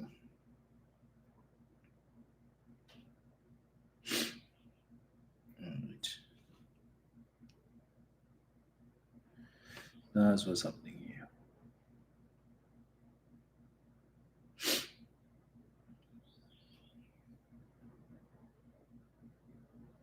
All right, let's try this again. That's not. Hello, good morning. Yeah, hi Dominic. Yeah, Jen. The phone just cut off. Yeah, I answered it on my other phone, so that's why. Okay. Yeah. I see. Banto, I having breakfast. He is spying on me. Anyhow, as I was saying, I think the issue that they have with Dr. Rowley is two things. In fact, three. He's intelligent. He's respected in his community with the regional and international community. He is respected. He's of African descent. And he don't take nonsense. I don't think that, and because of the color of his skin, not only he's African, but his skin is really dark. Because the other prime ministers of the People's National Movement have been a little more caramelly and a little lighter shade. And because of some of them, and the way they think, because this is not for all people of Indian descent, but nothing black like that supposed to rule them. Because remember, Kamala Persad keep going back to Rawan and Rawan. There's a reason why. Because when you read the story of Rawan, you'll understand what they think about black people like us, dark-skinned people like us, enemy, wicked. That is how they portray this whole thing. And I think Ralph Moran's issue, again, simply comes from the fact that they can't walk over Dr. Rowley. I'm not going to be disrespectful to the memory of Mr. Manning, but Mr. Manning, in my opinion, used to pacify some of them. Anytime he tried to talk tough and they cry victim and they say it's racism, he backed down. You saw that when Dr. Rowley, under him, would have, when they would have said that the African youth or the people of African descent are more at a disadvantage in this society, and they would have come up with a plan or a program to treat with it. Mr. Manning back down when they start about racism. But with Dr. Rowley, he don't back down. He takes the challenge up.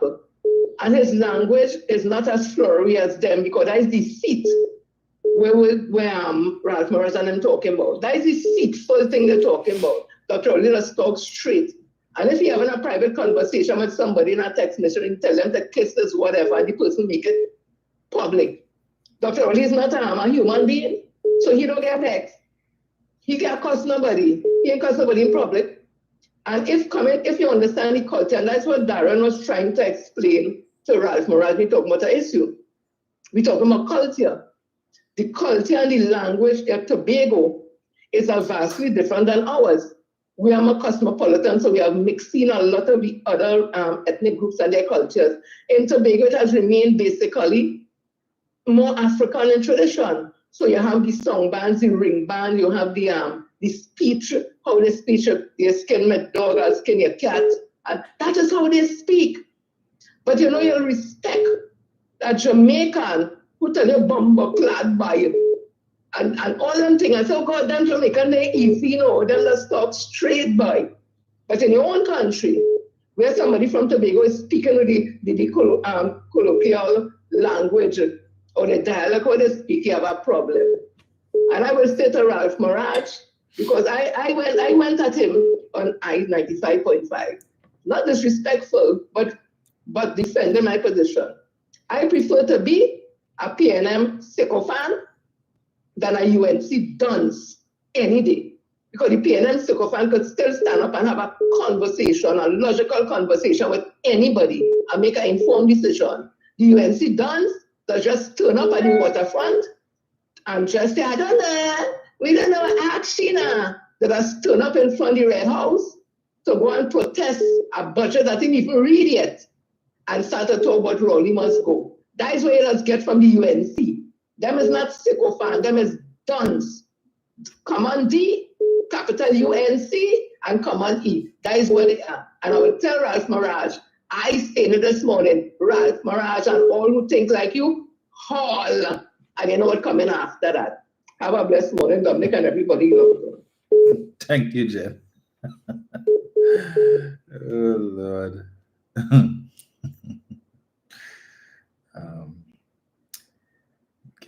Hello, good morning. Good morning, good morning. Okay, let me catch my breath. Okay, good morning. Let me calm down. Morning. No,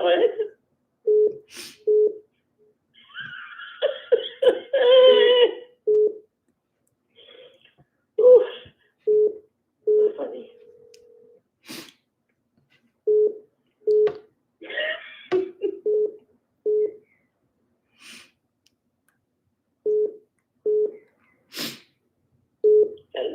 Hello. Dom, good morning. Morning. How are you, my darling? I am good, and yourself? Oh, well, look at that. Had Ralph Morales gotten a seat in with them government, would it be so bitter? Not at all. Hell has no fury like a Ralph Morales scorned. Want it to get you away, they go low. And it's not civic minded they are about themselves. Everyone gets rejected. We reject Jesus Christ, Lord and Savior, and He paid a price for us. So who the heck is Ralph Morales? They said the worst things about Polemy Weeks and Sharon Rowley. Morales, how are you? We highly depend on the Father's Lord. On his ship to Trinidad and Tobago, you are conveniently forgetful. He says what about your character and what's in your heart. I have friends we don't agree, but I will not betray my friend. You do not cry, I sing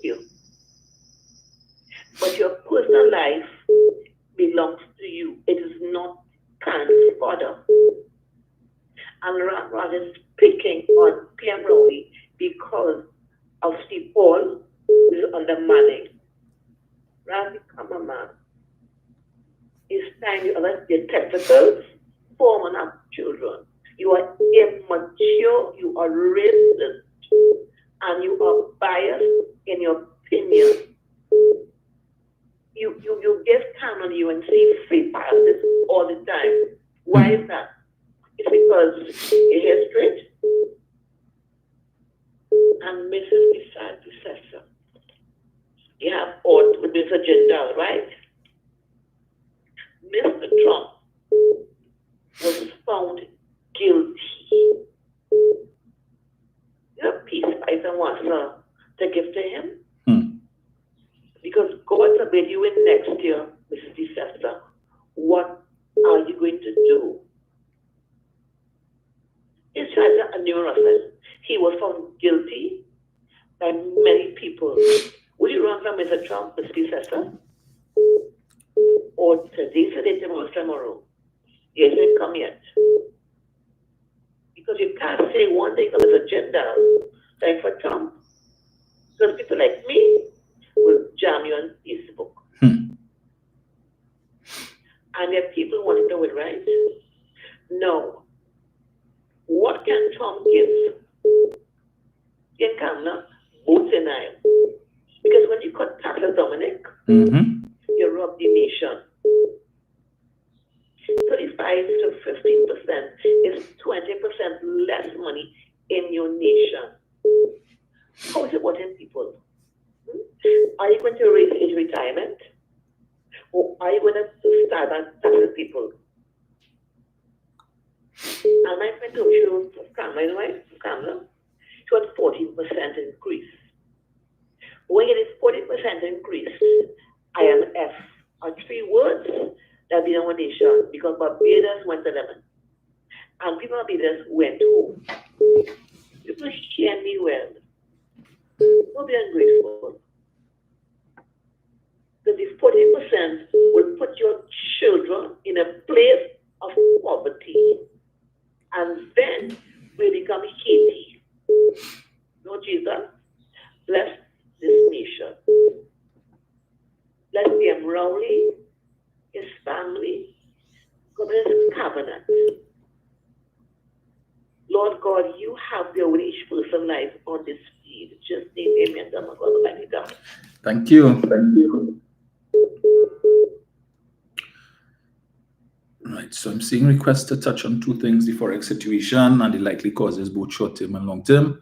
All right, so I'll take note of that for Sunday. And also I see Sarah Richards is asking anything on the EMBD matter. Well, I think yesterday was the deadline to submit defenses. So I don't know if that was done. I would check to see if any of the dailies thinks that is worthy of news today. Because of late, everything concerning PNM business is of news to them, right? Any interview they could get with somebody. I saw they did another interview with Foodie Ferreira, but we will touch on that. Hello, good morning. Dominic. Oh, Lord, Father. Leave it there. What's going on? Bring your back, Anal. Let me hear you. Look, boy. Yes, sir. Morning to your sister. Sis, good morning. I'll call my sister today now. Dominic, I'd like to run something by you. Go ahead. You know your opinion goes a long way with me. All right. Now, I'm only hearing about tax and tax and tax. We're hearing that here? Yeah, the taxes they're talking about. Okay. Paying taxes. Now, Dominic, when Faris Harari was the Attorney General,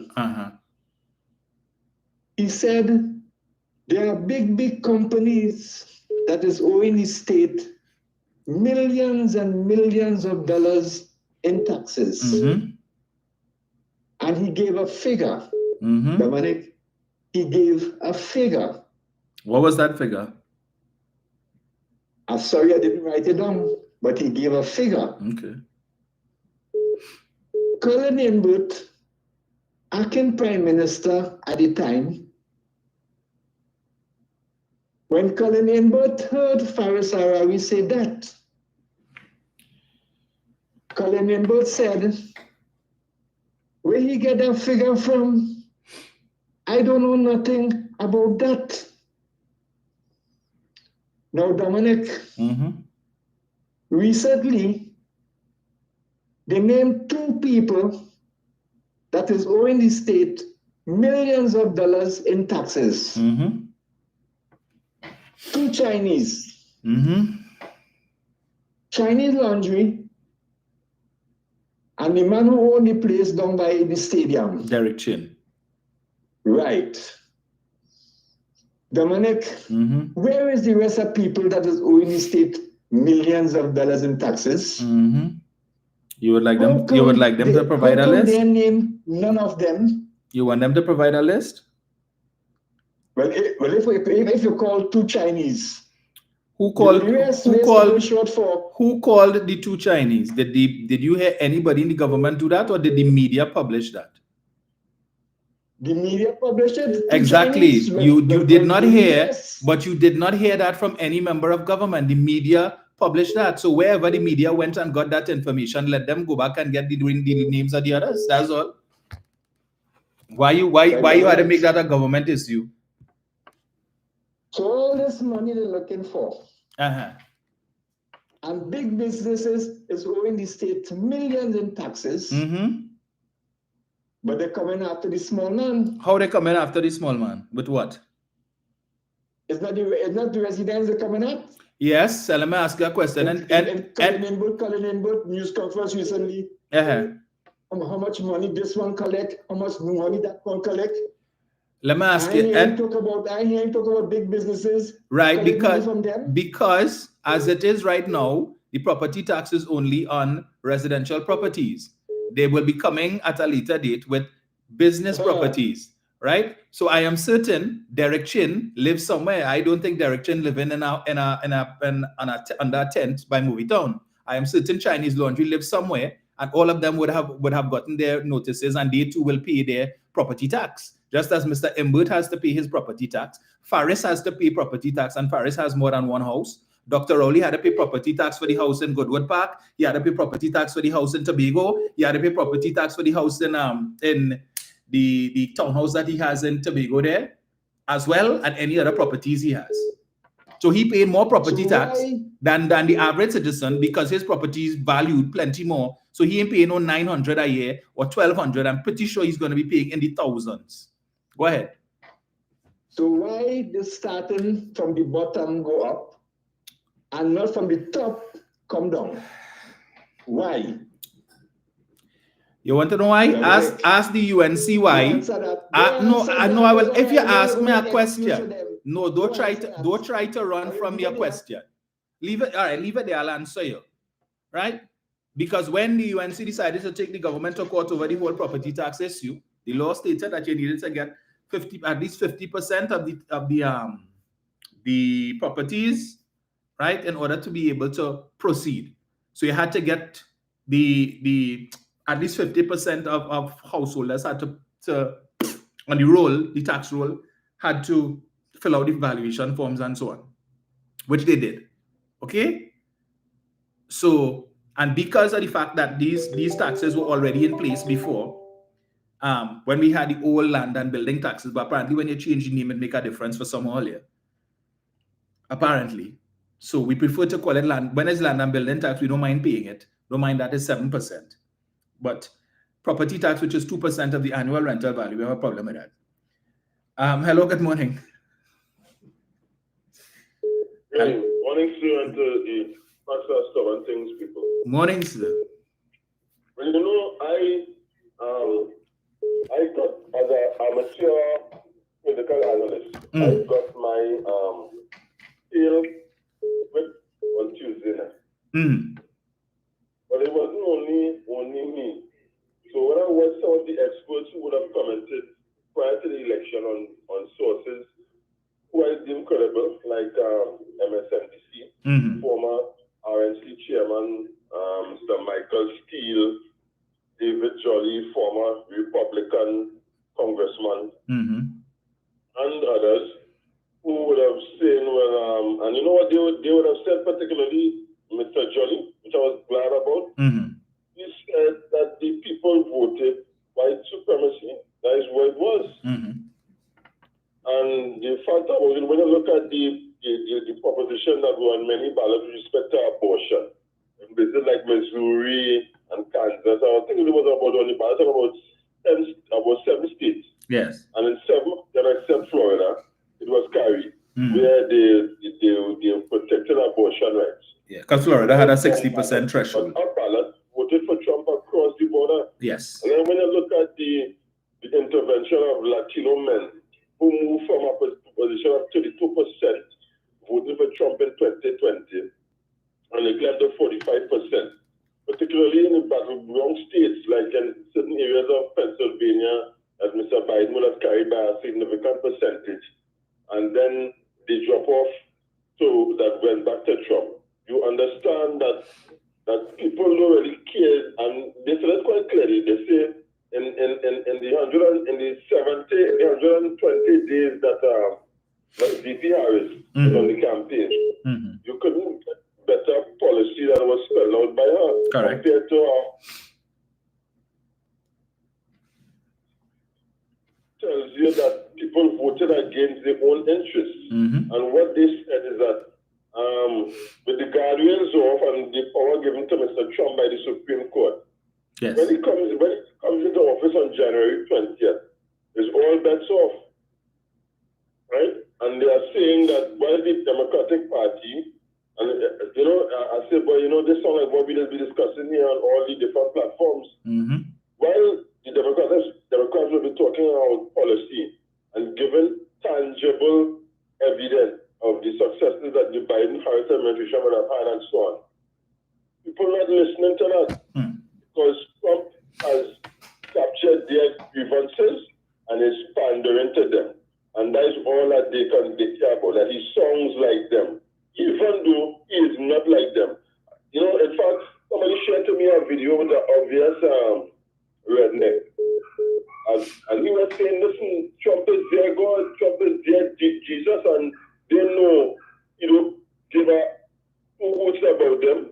But the fact is, he white, and he looks like them, and that's all they care about, because they're not interested in America changing from that white Anglo-Saxon Protestant outlook and basic evangelical. The man was laughing, the man said, he don't care about God and thing, but we concerned about somebody looking like us in the White House.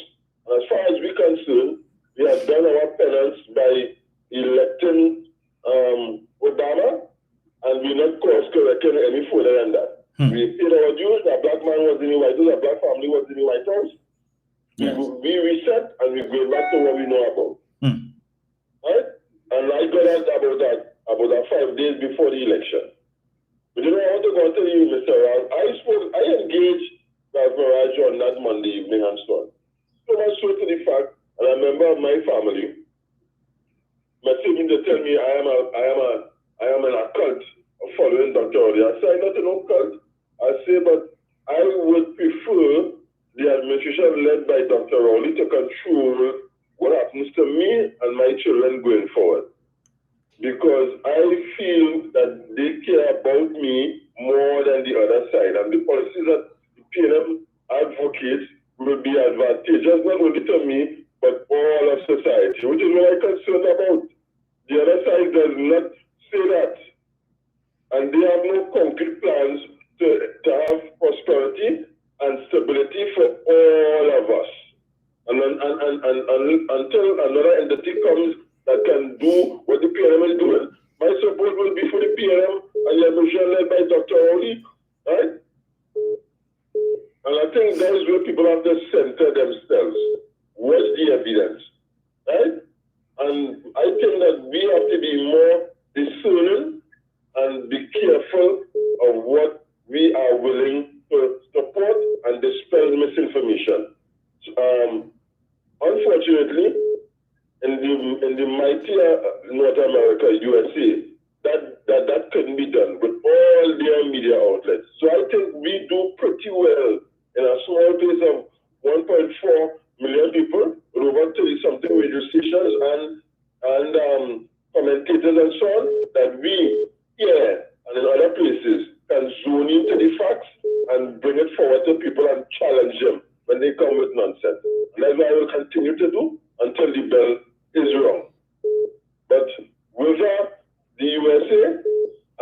interesting that a man who does not believe in the U.S. Constitution will be in office when they celebrate their 250th anniversary of independence from England, which was hard fought for.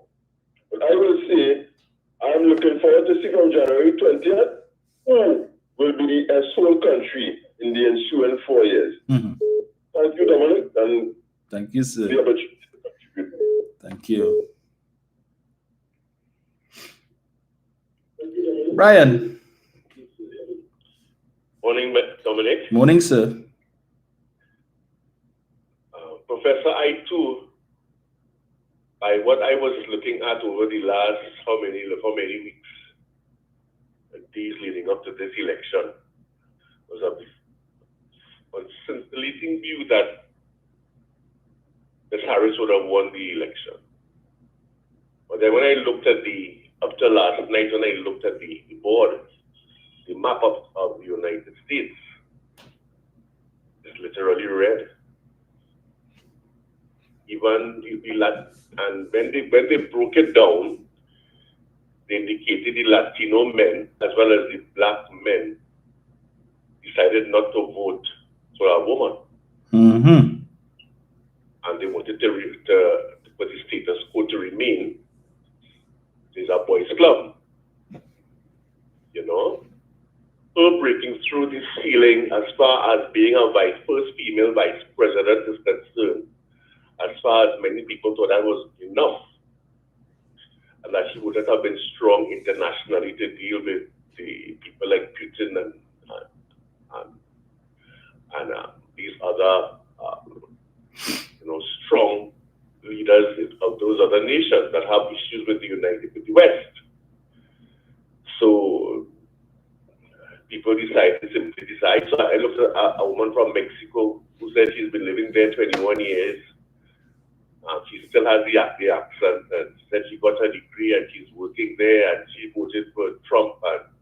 And even though she was asked, well, Trump is going to get rid of most of the people like you and send you all back to Mexico. She said, well, he has to do what he has to do. So she wasn't concerned. As far as she was concerned, she is an American citizen, right? She has her American passport, she has her degree, she's working. And she believes even though she's speaking fluent English, they could discern the Mexican accent that she has, and she's okay. Right? And then white supremacy seems to be the order of the day, especially in places like Utah and Montana, where there's literally no hope. You know, and even in the swing states, it appears as though whatever Donald Trump said, he could say anything and it doesn't matter. They're not going to let any woman come and take that position. And on top of that, this continued statement that she's Asian American, black. Yes. In other words, she's not American enough then. She's an Asian American. She's black. She's Asian American. That was, bringing on the minds of the white people. Trump epitomizes who they are, regardless of the charges against him, regardless of the $400 million that he has to pay out to the state of New York, regardless of all the other issues he has to come. Right? So, it is what it is, but 4 years will come and go, and those pieces will still be there. Correct. You understand? You can't get rid of all of the cases. You could move them away for now. You could suppress them for now. But in 4 years' time, first, I don't ever believe that she will ever be there for life, because people of America will not stand for loss of their democracy. You sure? The majority of them. You sure? Some of them may. Some of them might. But I don't believe that she will be there for life. But we shall see. Yes. 4 years now, a long time. Go fast. Look at how fast Biden, 4 years fly. Anyway, Dominic, I have a different view that some people are being paid by the UNC to focus on Dr. Rowley. But a can't understand every single week, every single Sunday, more often than not, you have to write some derogatory thing and trump up, excuse the word, excuse the pun, trump up all sorts of things of the past, Dr. Rowley, as though UNC is clean and white. Squeaky clean. And they have said so many of the most derogatory things against PNM, against society, against leaders in our society, African leaders. I recall when this image from Princess was calling Dr. Rowley on the podium, your son of a... I said, is nobody going to stop him and pull him off the podium? No. Then let him continue until eventually Tata has to step in. Right? And some of these things that have been said about Dr. Rowley, Dr. Rowley is a very, very patient man. I told you before, a certain individual has told me, your brand, your blood too near your skin. Because I might have reacted totally differently. You to accuse my wife of infidelity, and then you're calling me the worst of the worst that you could find, and using coarse language like that. I take enough space in your head every single Sunday. And now to add to it, you have sellout Kojo. It tells me that as far as you are concerned, I will every Sunday write what I have to write. I don't care what nobody thinks. And when Darian Marshall picks it up on a Monday, if he feels so to do, I will just simply say, Dr. Rowley is my friend. And that's the end of that. And you feel everything will just pass, and that's the end of it. But for this man to be writing about a prime minister every single Sunday, he has to be beat, he has to be paid. I can't see it no other way. Or you can tell, because you're telling me you're so angry because Dr. Rowley didn't give you a portfolio in his government. You're so angry with Dr. Rowley that you so hate him that you felt that you are deserving of a position in his cabinet. Really? No, man. But you see, when I go around South, I don't see Mr. Maraj anyway. There's no grocery. I have been groceries close to where he lives and down in Gulfview and so on. I don't even see the man there at all. Like, he just doesn't come outside at all. He just stays home and writes what he has to write and posts it, and that's it. So he's given a special space in the papers to do what he needs to do every Sunday, and that's the end of that. Because I'm telling you, I am certain there will be people who will let Mr. Maraj have a coarse word or two, if anybody should see him anyway. It cannot be. It could be so disrespectful that the leader of a country who is respected around the world and in boardrooms and by prime ministers and presidents, that you so hate this man that you conjure up, you take snippets of some of the things that he says, snippets, and you want to repeat it in your own words. You understand what people to read.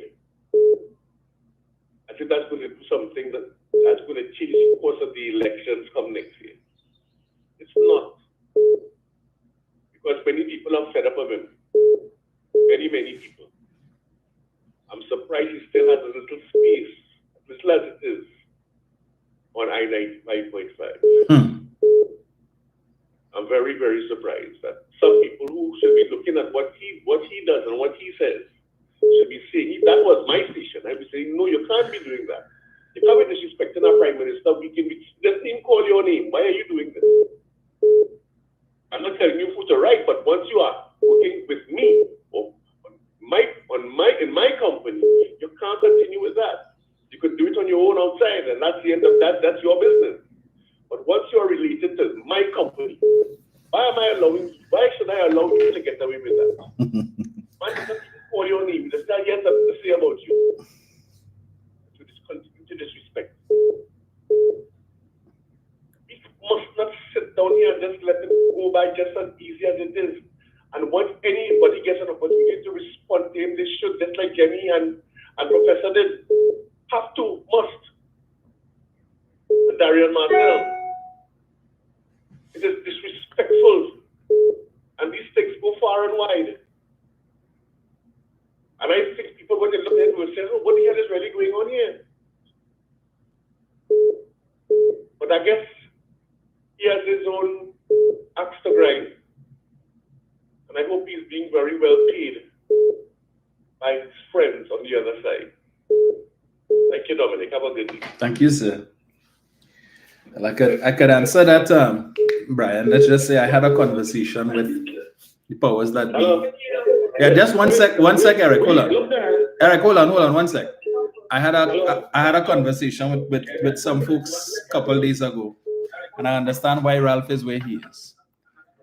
Here, let's just say they're trying to do something, but I will leave that there. Eric, go ahead.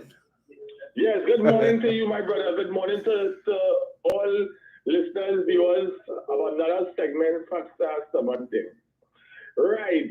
Now, first of all, you know me, it's very heart-wrenching, but let me congratulate the 47th President-elect, Donald Trump. Yeah, you could do that. Right? I don't hold no matter against nobody at the end of the day.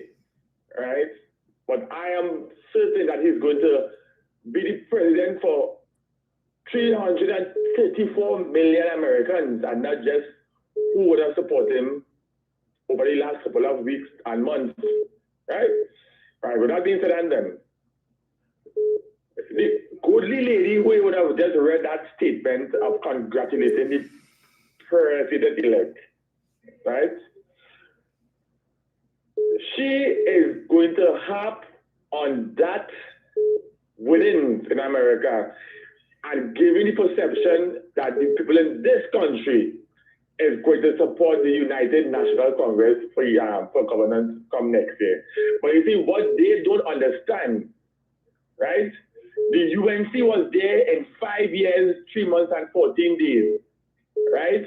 And out of that 5 years, 3 months, and 14 days, what they did for this country within that period, other than thief, scandal, corruption, failing economy, you name it, racism, everything that speaks of the UNC, that's what they did in 2010 to 2015.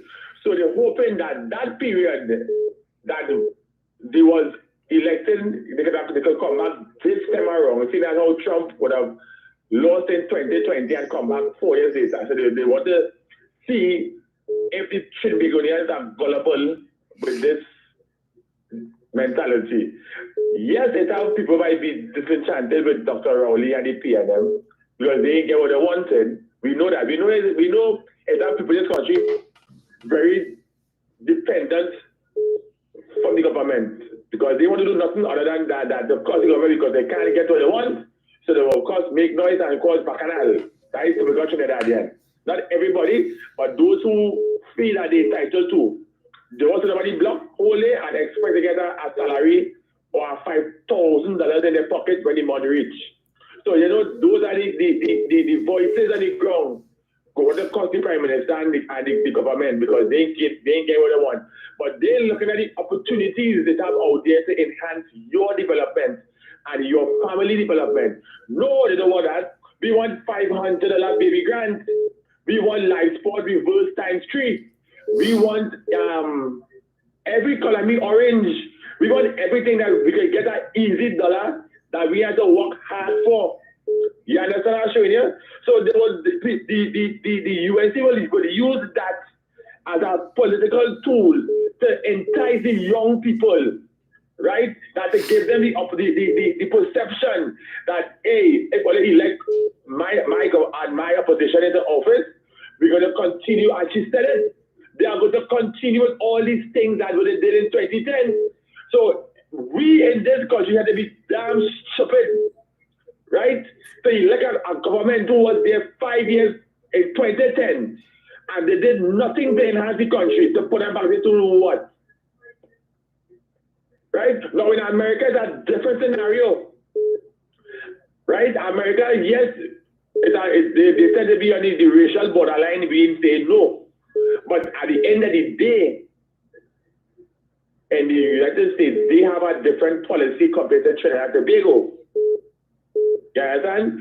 We down here just want to live off the government and they want to do nothing other than cost the government. And dominate after that. Look, all these Spanish, all these nationals coming here and getting work. But the people who live in this country, they cost the government. I don't understand. I don't understand. They want to cost the government because they can't get work. But they have people outside coming here, Venezuelans, Guyanese, you name it, coming here to get and they getting work. But you see, you have people like Rasmaraj and all these so-called columnists that want to come and preach this diatribe to the population. Dr. Roddy don't have an interest in the economy of Trinidad and Tobago and Minister Young and the Dragon Deal and this and that and the other. And all of a sudden, Kevin Rabaran has become a so-called consultant. So the media rather go to him than the Minister of Energy to get the accurate information.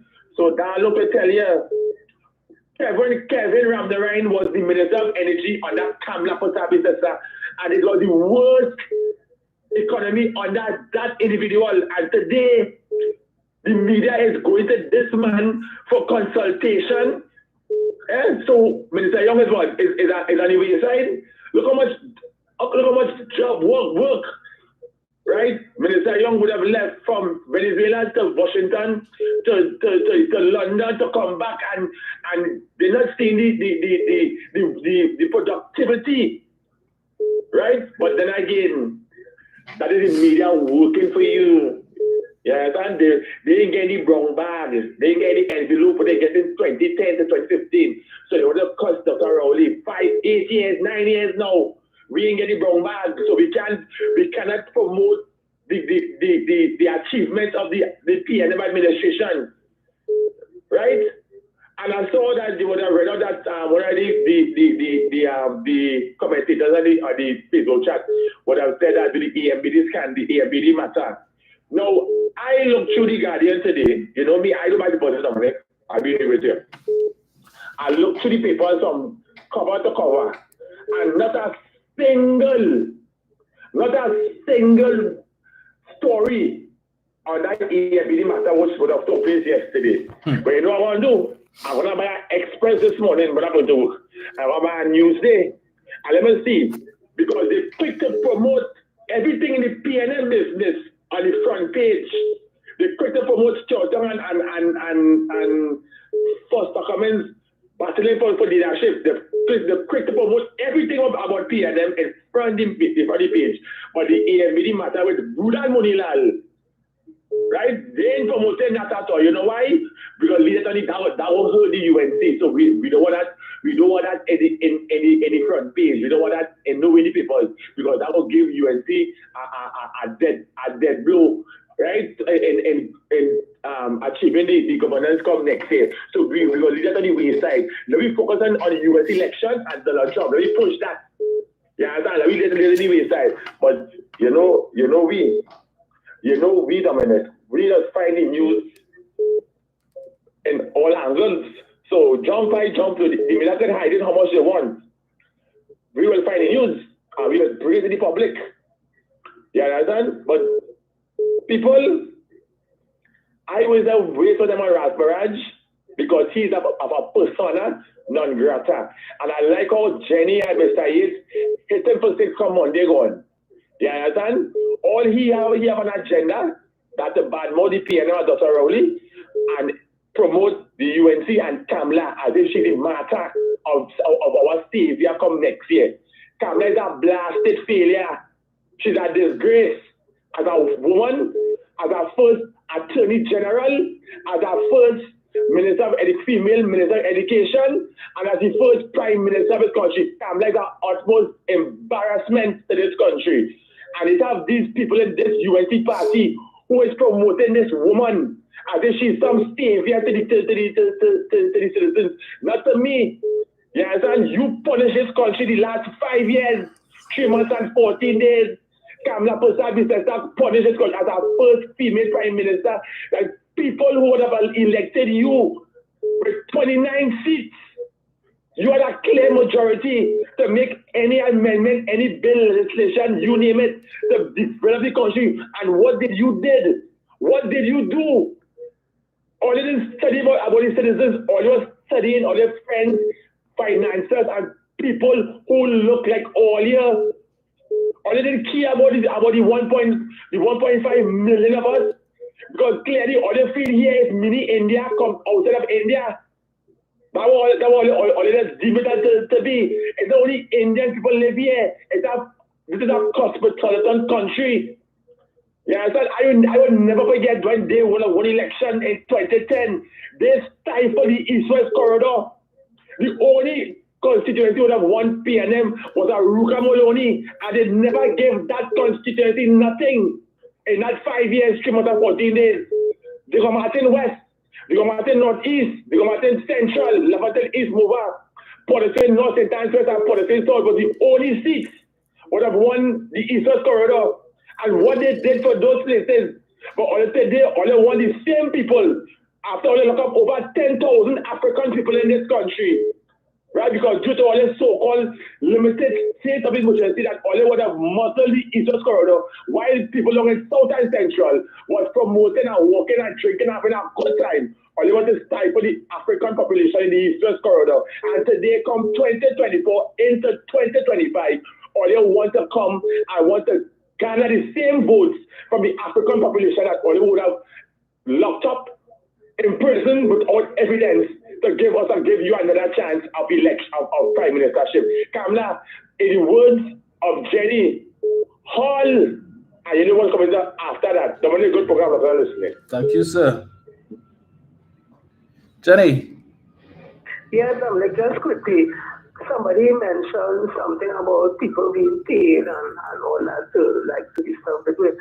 I would say like Kamala started in one of her recent post or whatever article where she spoke about that they are paying them people who has a problem with Minister Kyoto's ethnicity.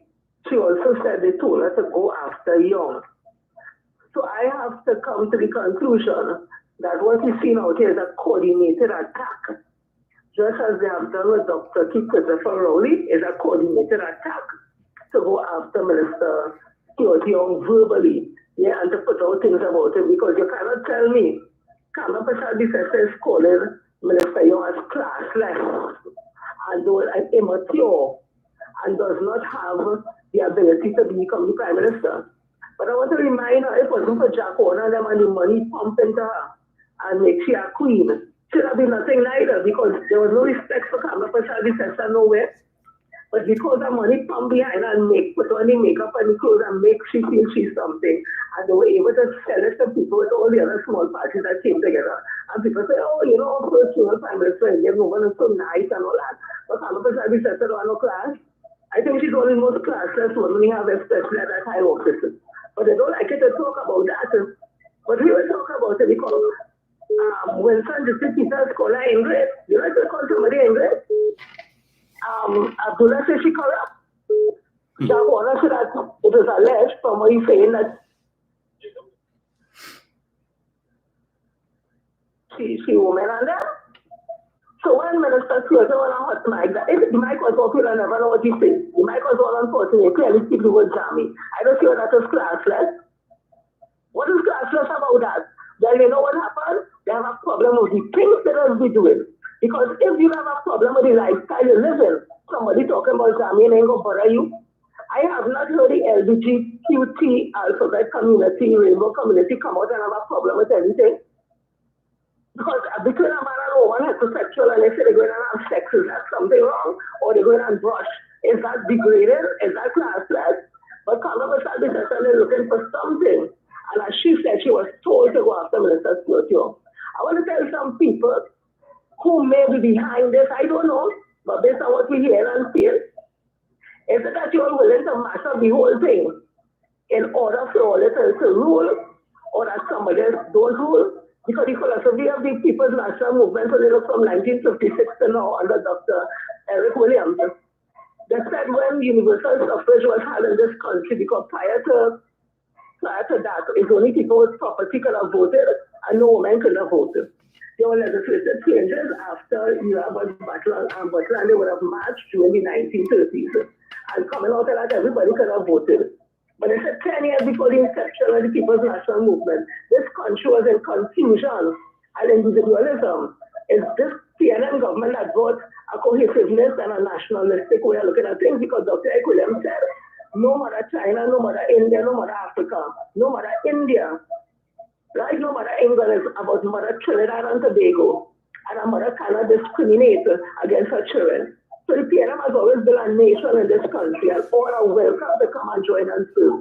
And the Chinese communities are minority, so is the Syrian and the Caucasian. So it's obvious that when you get thousands and thousands of Chinese or Syrians or whatever in the PNM, it will mostly have a large percentage of people of African descent, and then there will be people of Indian descent, the two largest groups. So when people talk about PNM as a black party, I reject that. PNM has never been a black party. PNM has always been a national party, because the people in this country are cosmopolitan in nature. You can have a black party, a political party. It would not last. And that's why UNC does fall apart, because they are Indian parties. And when they come into office, they treat with Indian issues. That is a fact. It is there written out in history. Again, this has nothing to do with all Indians. This is a specific group of people, especially of Hindu faith, who does perpetuate those things in UNC. And finally, I want to tell Kama Basadi Feta, based on what we see how they voted in America, and the things that they hear the president-elect now has been saying, does she think she as an Indian woman at an Indian political party, that the president of America, Donald Trump, is going to take on them? Because in America, they are considered minorities, just like the blacks and Latinos. So I don't find she fostering and writing a letter of congratulations on that. He's not going to look at her, because if it's about make America white, she surely is not white.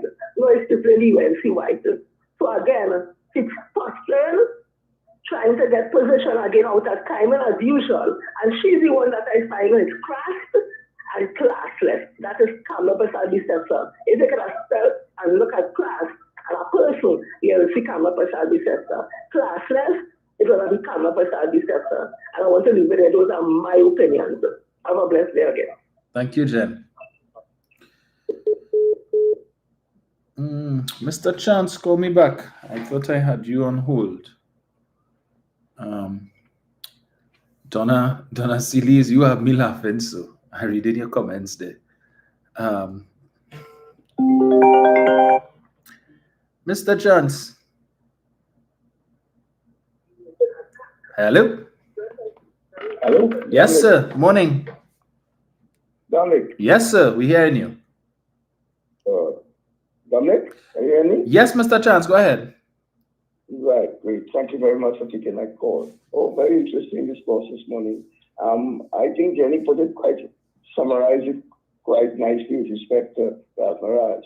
But, that gives me the opportunity to highlight a few things about the leadership, competence, and capacity of Dr. Rowley. Before I do so, I just want to share some good news I thought as a citizen on your podcast. And that is, one, I'm very happy that the government has secured and put in place 2 modern mobile scanners. Yes. And that is going to do a lot for the delivery of goods, and it's going to do a lot for the reduction of corruption in the port. And I look forward to that. That has been something that has been plaguing in a number of issues with respect to corruption and speed of delivery of goods at the port. So I want to compliment the government for that. I also want to compliment the government for pursuing the property tax. We have collected up in excess of $105 million. Those things are important to me. Not money is everything, but in terms of Trinidad and Tobago, whenever we get revenue, that is how we pay our bills. And I keep seeing that all the time. We have to pay our bills. I repeat it, we pay $1.9 billion every month to pay the public sector workers. And we pay $450 million every month for social welfare and stuff. So we need money. It's not that's not everything else, but we need revenue to run a country. So when I hear about the $150 million, I'm happy. Then I also hear that, I think you mentioned it, that Touchstone has started early production of natural gas. That makes sense to me as a citizen, because it means revenue. And when I recognize as well that both Mento and SIP, as we mentioned before, are saying that they will produce first gas in 2025. Those things are important to me as a citizen, and our public must understand those things. Those things are critical because those things bring revenue to the country, and it helps us to run the country and pay our bills and to keep our people in a good standard of living. At the moment, we are 60th in the world in terms of standard of living out of 193 countries. And the reason why we do that, we have the revenue to keep our people in that standard of living. And whenever there are things that bring revenue to the country, we must understand the value of it. So I thought I would mention those things in terms of good news. But let me just quickly go to Raj Maharaj. But I'm not talking about Raj Maharaj, you know. This gives me the opportunity to highlight the leadership, the competence, and the capacity of our present Prime Minister. Because that is the leadership that gave us all of that I spoke about before. That type of leadership, that benefits that we spoke about, is it? And I started in Trinidad and Tobago. That leadership from Dr. Rowley got us to the point where we were able to restructure Atlantic LNG. And from the 1st of October, we are getting additional revenue stream from that. We are now part and parcel of the 4 trains, train 1, 2, 3, and 4. And before we were only part of train 1 and 4. So now you're seeing leadership coming from Dr. Rowley. And then we benefited from Dr. Rowley's leadership with respect to Petrochin, the restructuring of Petrochin. Because now, over the last 5 years, Heritage has added $8.2 billion to the economy. In the past, we were losing $2 billion a year. And now, over this period, Heritage has added $8.2 billion to the economy. That means that we can continue living or adopting the lifestyle because we have the money to do it. $8.2 billion. So that restructuring of Petrochin was very important. And when I link that together with what Moody's had to say, Moody's international independent credit rating agency said that the government restructuring of Petrochin was an effective policy making. Because if the government did not do that, Trinidad and Tobago would have devolved into a hazardous fiscal situation, meaning we would have money problems. And when you have money problems, you get a door you have to knock at, that's the IMF door, and there are conditionalities that Jamaica and Barbados will tell you about. So that is the leadership and the competence that Ralph Maharaj gave me to highlight with Dr. Rowley. And then when I look at the other issue with respect to COVID, because the most serious challenge and the leadership of Dr. Rowley during COVID was top class. It was recorded even by the Dr. Tedros from the Director General of the WHO. And you know what he said? Trinidad and Tobago has done very well in the pandemic. And this is because of the leadership of Dr. Tedros. Yeah? He's the Director General of the World Health Organization. And that is why I will not bother with a political pipsqueak and a global nobody like Ralph. He's a political pipsqueak and a global nobody. But here was somebody who's the Director General of the WHO talking about Dr. Rowley's leadership. And by the way, how do you think we got to become the President of the United Nations General Assembly? Leadership. Correct? Hubert Francis. How do you think he got there? Trinidad and Tobago held the position of President of the United Nations General Assembly. Stability and leadership in Trinidad and Tobago played an important part. So I just want to share those things with you. And finally, let me come to CARICOM. Look at Dr. Rowley in CARICOM. Keeping CARICOM together. Dr. Rowley is the chairman of several committees in CARICOM, and he is also co-chairing of committees in CARICOM. That is the level of his work ethic. He's chairman of the Energy Committee. He is co-chairing the Food Security Committee with the President of Guyana. He's co-chair of the CARICOM USA Energy Committee. And those are the kind of things. He's chairman of the Cricket Committee in CARICOM. And that gives you the competence, the leadership, the expertise of the man. And that is the type of leadership we need going forward in this very challenging and diverse world. As we go forward in this world in 2025 and beyond, the world is going to become even more challenging and dynamic.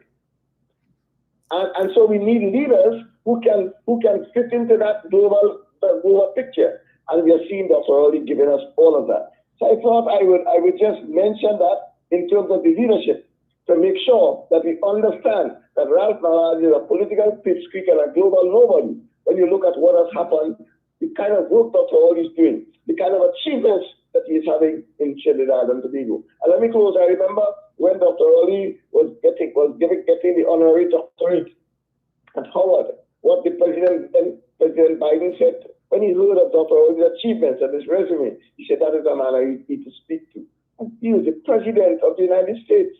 So I don't know, that is why I say I classify Ralph Nader as a political pipsqueak and a global nobody. With respect to his behavior on Jenny, I didn't get in, but on Monday I want to assure you that I will get in. And I will let him know that once he occupied the position of a teacher, which is a noble profession, I too occupy the position of a teacher. And he has certainly always displayed the lack of manners and the lack of decorum that is not fitting to be a teacher. I will tell him so on Monday. I told Ariane I didn't get in, but I will let him know that on Monday as well. His behavior, his conduct with respect to the listener was deplorable. And that is not in keeping with the type of behavior that is in keeping with a teacher. So I want to thank you for the opportunity, and we're going forward. And with respect, my simple comment is respect for what is happening in America. The world moves on. Yes. The world moves on, and all leaders in the world have to fit to the challenge. Whenever challenge is brought forward, that is what it is. Challenges make you greater and better.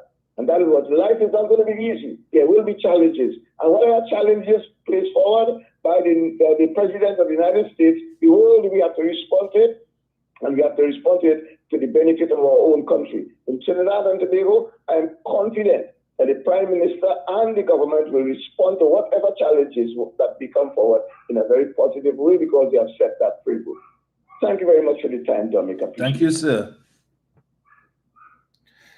Right, so that was my last call for the morning. But before I sign off, permit me to respond to something I'm seeing here on the YouTube chat. Is it that Donna Seeley had a birthday, or was it who was it by? I'm seeing on the Facebook chat. Donna, was it your birthday? Okay, I saw a comment just now that Donna had a Donna Seeley had a fantabulous birthday. Well, if it was your birthday, Donna, belated birthday greetings. Winston Bachelor says crime and poverty and unemployment was lowest under Kamala, so Kamala was doing right. You know, I want to tell Winston two things. One, crime is not only murder, right? You have other crimes. And the kind of crime that you all would like to talk about, particularly white-collar crime, you know, fraud, misbehavior in public office, conspiracy, and the like, for which a number of members of Kamala Prasad-Bissessa's administration were arrested, was high under Kamala. But you see, all you only want to talk about murder is when you think crime and crime. We have many different types of crime. Right now, we have at least 3 criminals sitting on the opposition bench in the parliament. You understand?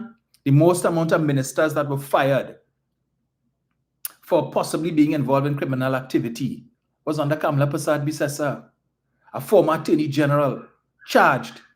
A former senator charged. The current member of parliament for Pointe-à-Pitre, chief whip, charged on bail.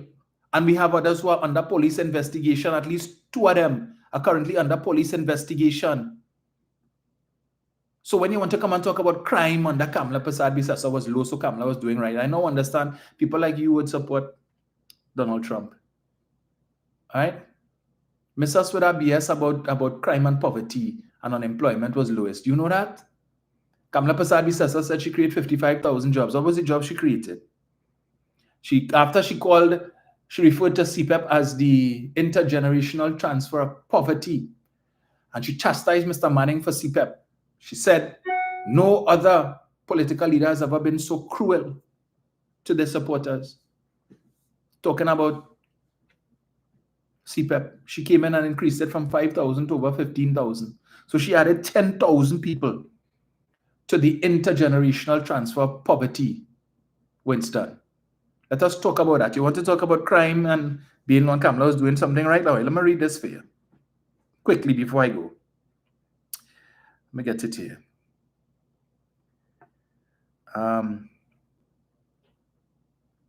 Cascade under siege. Residents call for army as robbers walk in with guns, knives, and screwdrivers. This article is dated the 14th of December 2014. At the height of the Christmas season, 2 areas in Cascade, Knightbridge, and Idlewild are under attack by criminal elements. The robberies have residents of the 2 upscale neighboring communities living on the edge and in fear. Confirming the test via email on December 4th was MP for Port of Spain North, St. Anne's West, Patricia McIntosh. McIntosh said the residents often feel threatened by squatters who penetrated the St. Anne's Cascade Hololo community from the Lady Young Road and committed petty larceny, but we are concerned that these criminal acts would escalate and become more serious. Going again, coming back to that same area just now. Hold your horses, Winston. Cascade residents are prisoners in homes. Residents in Cascade, and this article is dated the 30th of April 2012. The one I just read from was December. So between April and December, Cascade residents were under siege. No improvement. That community comfort patrol, no improvement. Residents of Cascade say they have become prisoners in their homes because of an upsurge of burglaries and armed robberies in the last couple of months. People who live on 2nd Avenue and Mount Hololo Road say they have been the victims of frequent robberies and home invasions, some of which were violent confrontations. The affected residents, who comprise mostly retirees and professionals, were unable to give an exact figure for those who are victims of the spate of robberies, but said more than 20 had taken place each month. More than 20 in each month in the same community. Winston, where were you?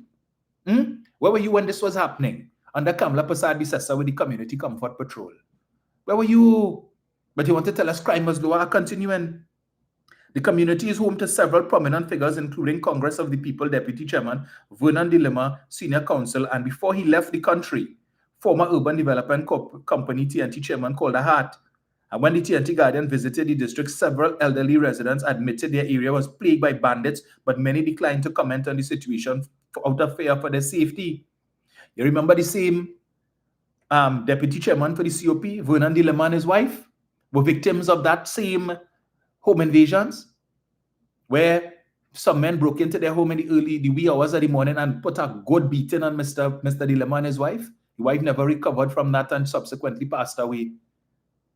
Beaten to within an inch of her life. You remember that, Winston? That happened under Kamala Prasad-Bissessa. She couldn't even protect one of her own. Congress of the People was part of that unholy alliance.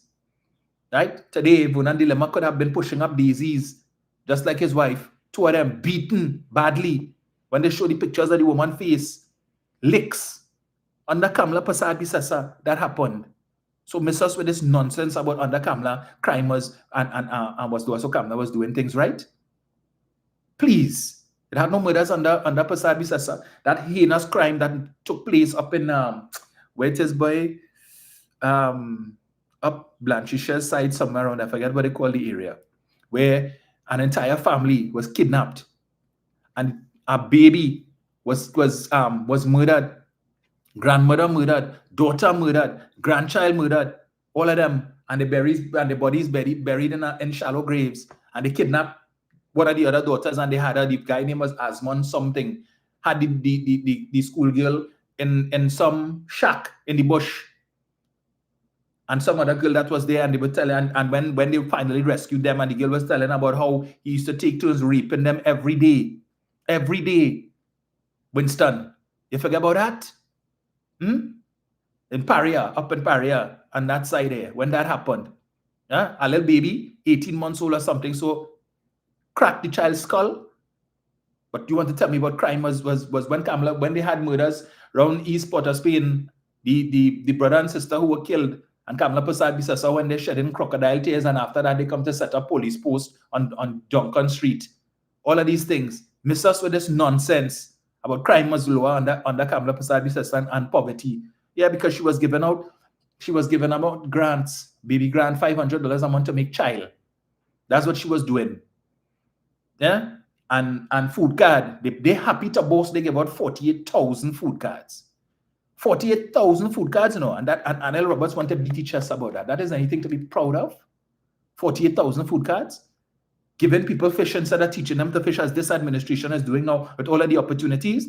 Instead of giving out food cards of $500 a month, this government giving out grants of $20,000 to start your own business. So miss me with that nonsense. But instead of coming here to promote that and tell people, look, if you have a business idea, even if you don't have one, come up with one and go on to get the money, get the training, start your business, and write your own paycheck rather than you're waiting every month or fortnight for your employer to pay you. And you're not sure if and when how long that employment is going to last. Yeah, but come for food card and baby grant. $500 a month to make child. That is what you want to talk about. Poverty was lower under Kamla Prasad Bisesa. Land for the landless. Come, look at certificate of comfort to go and squat. So according to her, you could put up a 2x4 and then hopefully build a 10x10 later on sometime. Yeah, that making sense. That's why poverty was lower under Prasad Bisesa. What is she offering when she comes back? What? Same thing. Nothing new. Nothing innovative. All of these young people who have benefited under the Homestead program and the over 40-something programs that the Ministry of Youth Development and National Service has in place, they should be concerned that if that incompetent, waste of time, clueless, no policy party comes back into power, that all of these programs could be stopped. All of these programs could be stopped. In favor of what? Giving people handouts. Because why? You need to keep them in a perpetual state of poverty so that you could get them a little something to get a vote. So miss us with this dotishness about Kamla was doing things right. Because if Kamla was doing things right, there would have been programs that she would have started that would still be enforced today that the young people could benefit from. Tell me which one's still in operation. Lifesport? She herself had to shut it down because it was riddled with crime, theft of public monies, from $6 million to $400 million. People get killed under that program. That has not happened under this administration. What else she had? Hope of Life. Where is that today? Millions of dollars spent. And the people who it was supposed to benefit the most benefited the least. While all of these big contractors were getting big contracts of big money. Where is Hope of Life today? Where is it? You can name any single program that Prasad Bisesa put in place for the youth that is still around today. Some of which would have ended under herself. So you can't even say, Rowley, stop it, or the PNM, stop it. It stopped under her. She promised the young people, well, we'll be stopping live sport, but don't worry, we will come back with something new and something fresh for you all. Never did, because she couldn't care less about them. All of the things she promised. We should have been earning. You want to talk now, the next thing he talked about, Forex issues because of the shutdown of the refinery. What utter rubbish. Utter garbage. How was the refinery earning money? By the sale of refined products. But you were importing 100,000 plus barrels of oil every day to create these refined products, and you were losing money on every barrel.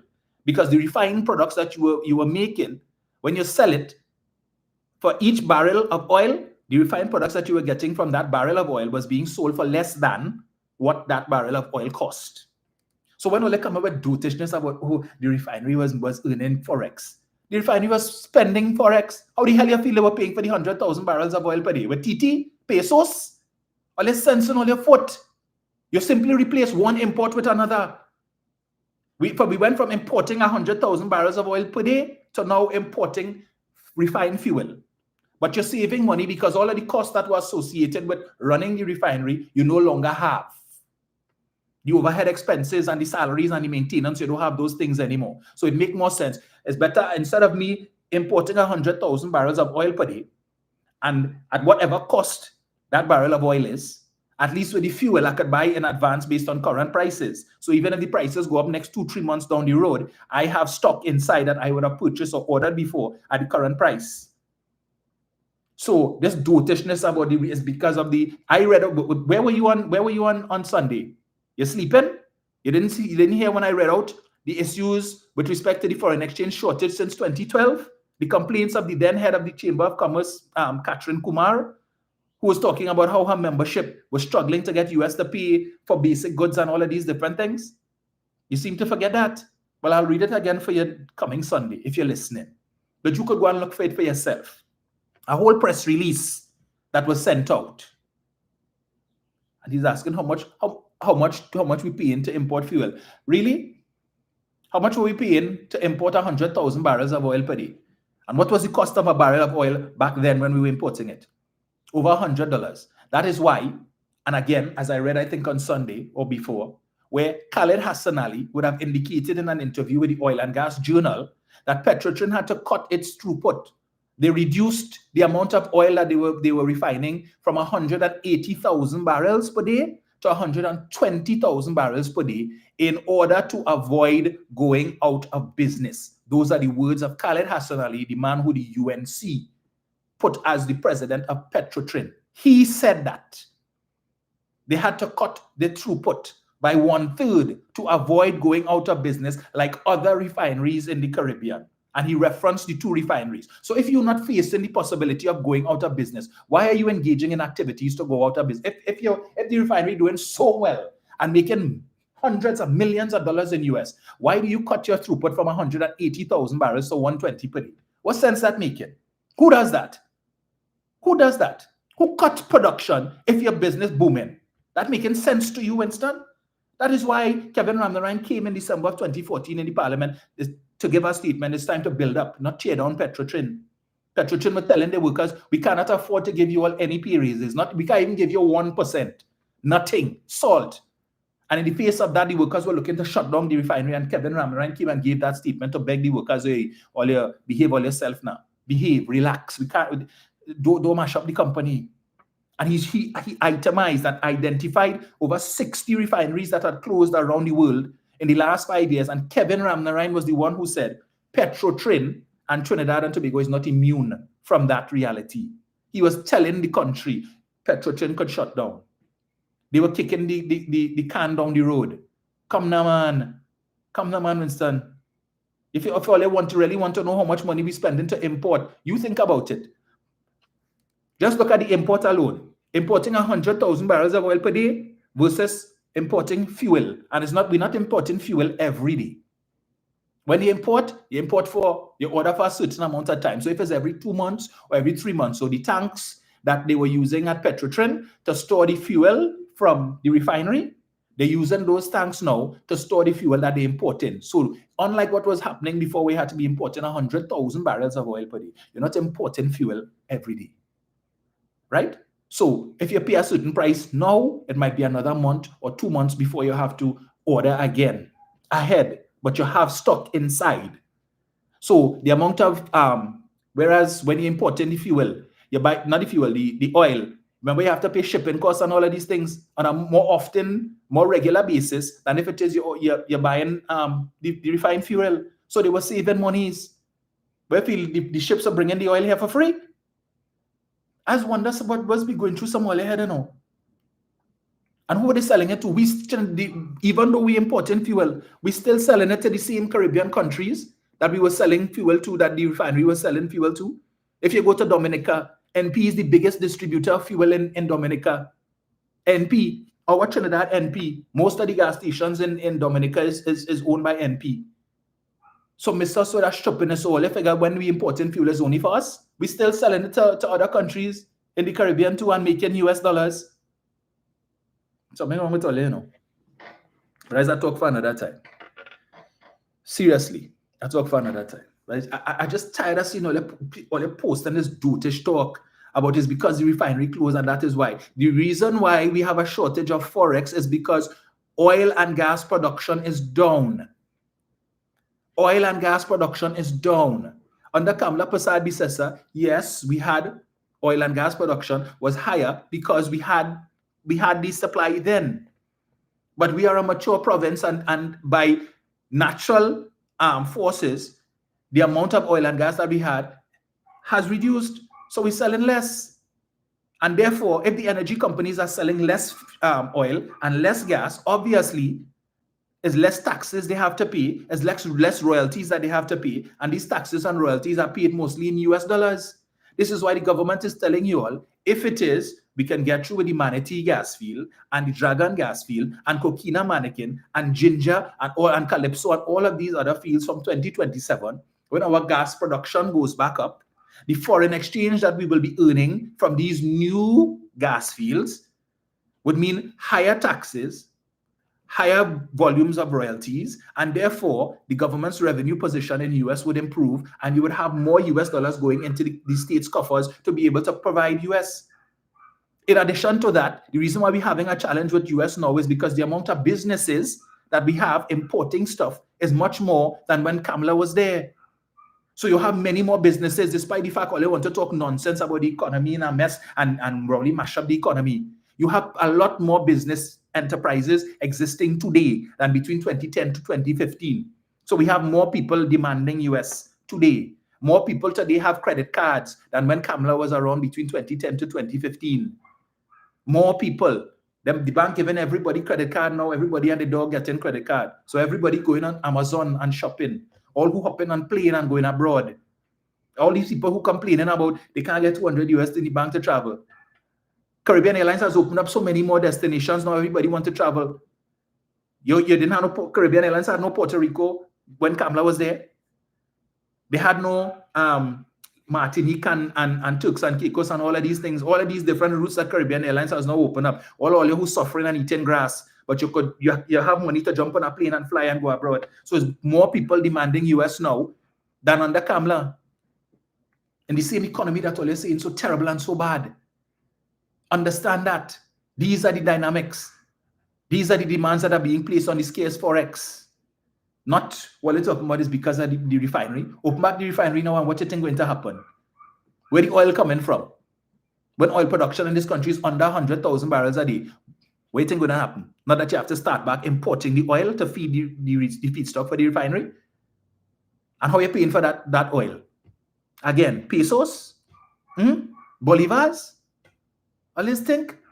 So you would stop importing fuel. And the US that you're using now to import the fuel is the same US you're going to use to import 100,000 barrels of oil per day, or 120,000 or 160, whatever is your throughput. So you're still using precious Forex to import either fuel or oil. Folks, it is 9:30. I really do not have the time to school Winston this morning, right? Needless to say, that's why we had the result that we did in the US a couple nights ago. I was looking at Jimmy Kimmel last night because this is the first show since election night in the US, right? And I always, every night I look at Jimmy Kimmel and I look at Stephen Colbert. But I see now that they've gone back an hour, they're starting at 12:30 instead of 11:30, so it's stress for me. But I make the point that, this, what's going on here? Yeah. So last night, Jimmy Kimmel decided to go out, so they had a feature, Live Witness News, right? And they went out on the streets in New York and they were just talking to just interviewing random people, asking them questions about if they were going to vote and who they voted for and who they supported. This was yesterday, right? Yesterday morning, they went out on the streets of New York, Manhattan, and interviewing people. And here's how it started. The interviewer is saying, hi, so today is Wednesday, the 6th of November, election day. How are you feeling? Oh, I'm feeling good. I'm upbeat. So do you plan to vote? Yeah. So how are the lines looking today? Well, it's a bit long, so I'll probably go vote a little later. So are you supporting Kamala Harris? Yeah, go Kam. 7 people they highlighted last night. And none of these people knew that it wasn't election day. And this wasn't rigged. This is people genuinely had no clue. The last one they interviewed, they asked him, so who are you supporting? Yeah. So who are the contenders?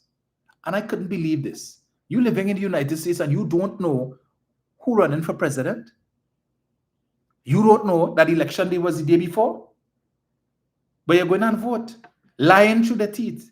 They asked one guy, so where do you get your news from? And he was like, well, I do a lot of reading, magazines and so on. And I also look at some other news outlets. Like, name some. And he's like, NBC and clueless. But these are the people, some of them who went, and they're a lot like them, who went and vote. Have no idea what the hell they vote for. But all they know, we don't like her. Because she's African-American. Because she's mixed. She's Asian. We don't know much about her, but we know Trump. So we're going to vote for him. Why? Because he said mass deportation. And we're concerned about immigration.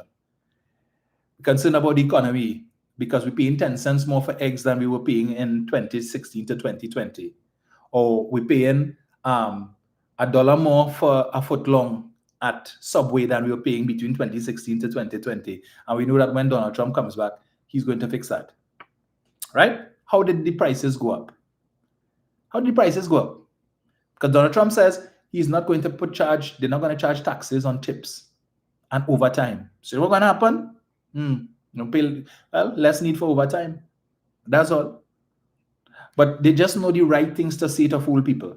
And just like in Trinidad here, Kamala know the right things to fool people.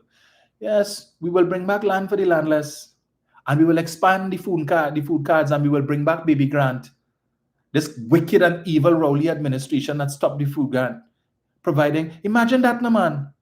Providing money every month for single mothers to be able to buy milk and Pampers. Yeah, who she targeted?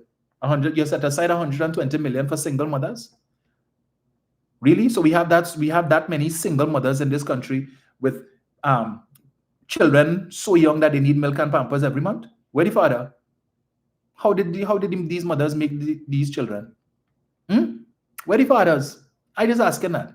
Because if the child just born and the child need milk and Pampers, it means that the father was around not too long ago. Yeah, but let me encourage that.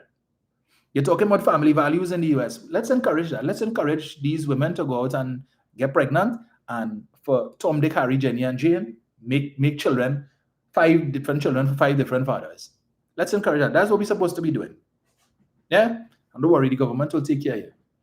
Yeah, we'll give you a food card, and you will get baby grant, and you could probably get public assistance too. So you don't need to go and work. You just sit on home and wait for the end of the month, and the government will top up the card, and then they will send the money to your account, or go by the nearest post office and get your check, and you like yourself. Because there are people working CPEP who making less money than you. Because when you get in public assistance and food card and baby grant and anything else the government want to offer too, why work? You just lie down home all day and wait until month end for your pennies to come. That's the kind of nonsense that people like Winston want to come and talk here. But we will discuss that on another day, because as I said, somebody had asked me to touch on the Forex issue. And also too, someone had asked me to share a little bit on, they were interested in investing in the stock market, and they asked me to touch a little bit on that, how they could go about doing it. So I will touch on that on Sunday as well, God's willing. All right. So folks, enjoy your day. It's 9:36. Make it a productive one, as I always say. All right. Keep safe on the black carpet, and God's willing, we'll chat again on Sunday. I need to go and take an aspirin. Yeah. These people could give you an aneurysm. Folks, that was nice. Rena Jennings by Mikel Angie Sherry. Mikel says The Guardian gone full Forex today. Yeah, I was supposed to talk about that too. The acquisition by Answer McCall of this chlorine, this bleach company in the US, and the comments of the fully dones with respect to that, and claiming that Answer McCall using US from Trinidad and Tobago to purchase this company, and that they will still be using the Forex afterwards, because they will be selling the bleach and stuff to Trinidad, and Trinidad has to use Forex to buy. Folks, we will touch on that on Sunday. I don't have the time to deal with that now. That level of stupid is mind-boggling. Yes, yes, Alicia. I can't, you know, these people, I don't know, boy. Hey, sir. Maria Lyons, Nadia Lewis Dixon, Rosemary Headley, Agnes Mondesi, Donna Seeley, you guys have a good day.